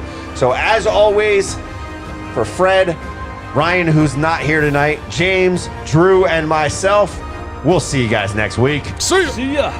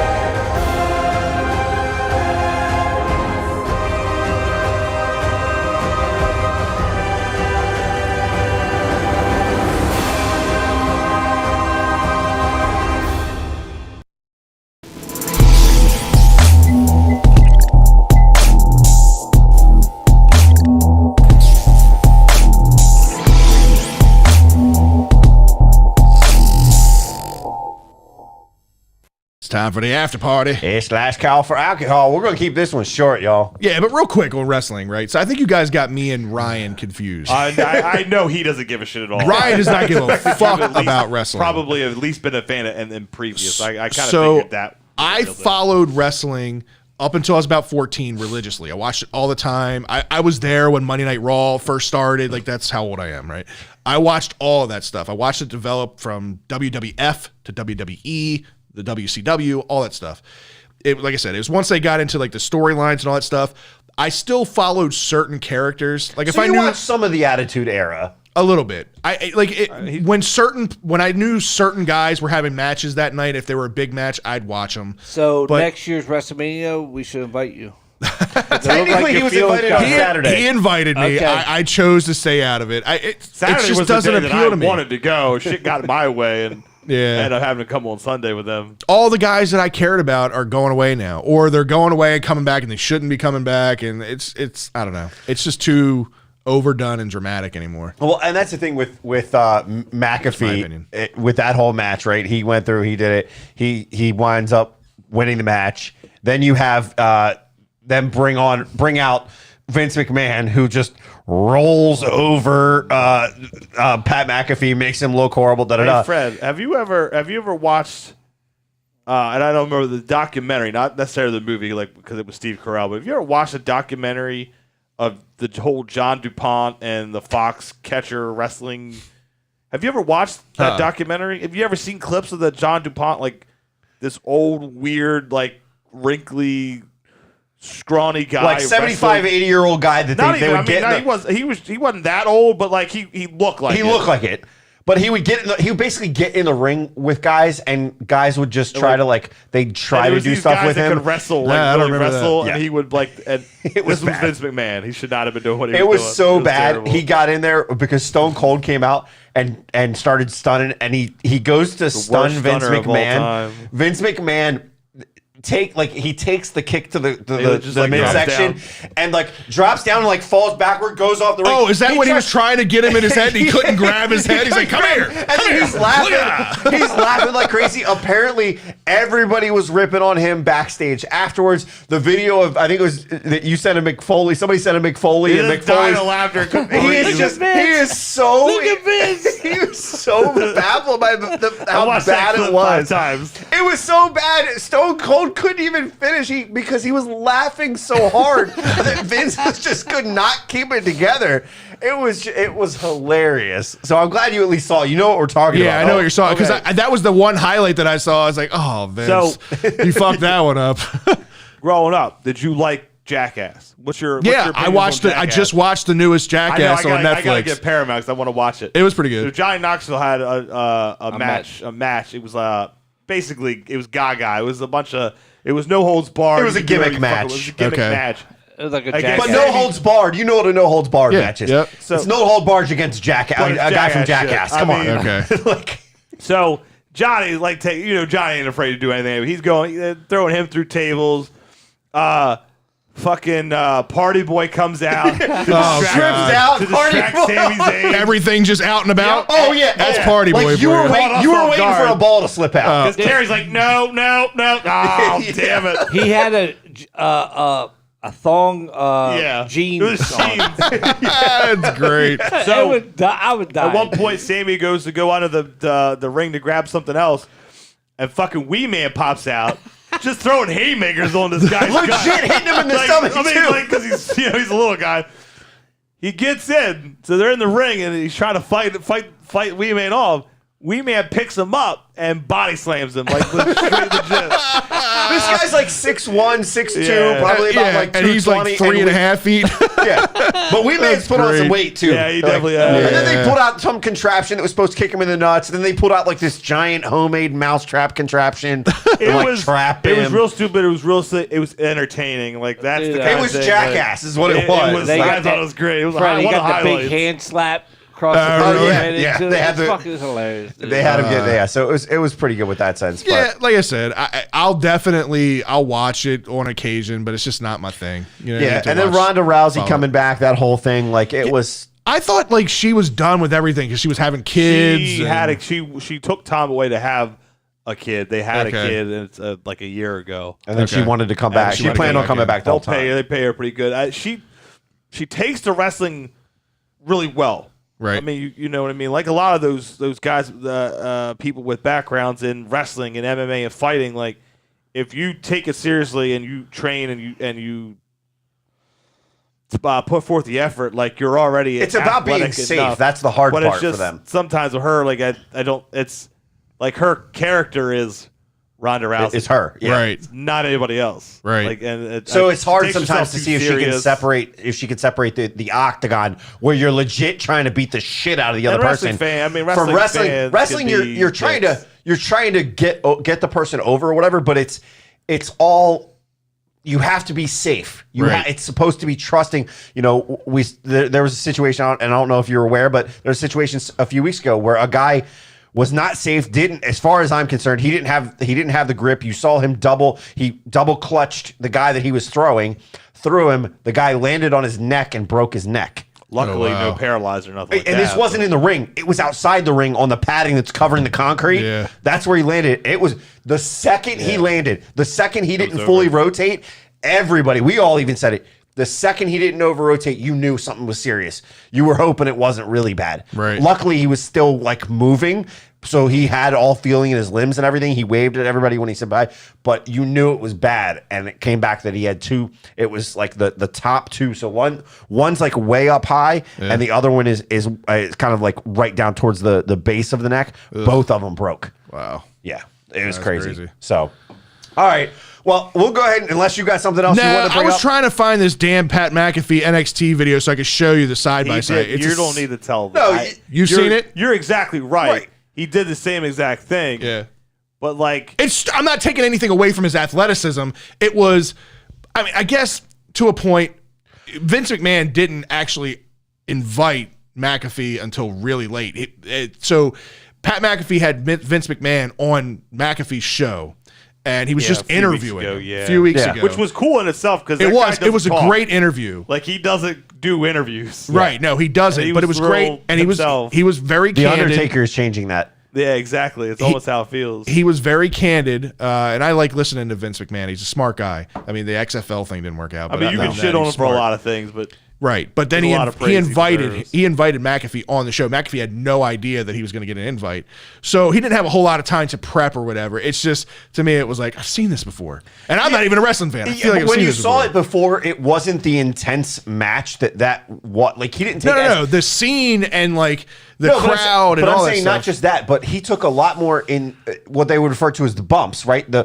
flips, the jumps, all that stuff. Before he even did all that, when he was in NXT and he did the piece in NXT, there was a lot less bumps prior to when he did that move. He was in a cage fight in NXT too. it was wasn't he? it was after that. So he, God damn it, I'm about to get a goddamn wrestling. nerd out here. I know. He's The after hours, I should just leave Yeah. it on Drew. So his first match in NXT was against a guy named Adam Cole. And he's one of like the best guys like in the world. Adam Cole, baby. We do that all the time. In AEW now. So they had a really good feud where like it was like, and Adam Cole, the character, is a complete like he's a dickhead, cocky, brash, arrogant, but like he's almost one of the sweetest guys too. So like they become such good friends. It's in the wrestling world, like the better friends you are with someone, like The easier it is to have those matches. You could almost be hated rivals inside that thing, and because you have that chemistry, Right. So they had the absolute chemistry, and they built off of that into the War Games match, Okay. and then he did even more crazy shit there. Right. But he's like play like the highlight video with the match too. McAfee had said it like in his the interview that the little like video he did when he announced that he was signing with what's the sports book FanDuel. with FanDuel. Like they showed clips of during that where he was talking about like when I retired, like I grew up a huge wrestling fan. Like when I retired from the Colts, I've had a ring built at my I had access Vince to walked by a it. fucking ring. Yeah. Like Yeah. I had access to a ring. He and still that's has what it. I wanted to do my entire life. So to be able to like It's in his have a podcast few area. matches. Yeah. Yeah, have a few matches. be on commentary every Friday night and still be able to do whatever the hell he does. Right. I always have huge respect for him. Like, Nah, Pat. Listen, I love 5 Pat. years ago, I probably wouldn't have liked somebody like You him, were but just for simply some saying reason, like you felt like you had seen that before. But Again, I'm not taking anything away from his Yeah. athletic ability. Like I said, you talk about punters not being athletic. He's probably one of the most athletic punters I've seen. And he's just 'Cause super talented. He would tackle. He would go. Yeah. He would go at guys. He's just super talented as a person. He's a super smart businessman. He's easily. You can either hate him, his personality, or you can really like him. Like and I'm Harry on that hates him. side of it. I That's how I really am. like him. I would not envision knowing me. Like I would not have envisioned liking him. Like if he came around like 6 Freddie, he years did ago. But punt, now man. I'm like, this guy's amazing. And he does this every day. every day. Every Every day day. for hours. 3-4 hours every day he does this. He did punt. he also gets paid a lot did more than we do. Oh, to he do this. came down. He came down to Seven Nation Army. Oh, really? And the crowd was Yeah. completely doing the oh behind him. and that's everything. cool. The cheerleaders came out. He punted a ball pretty good feet away. That's awesome. All right, guys. Well, we're going to sign out of here. It's bedtime. Yeah, Night, night. it is. Yeah. All right. We'll see you guys next week.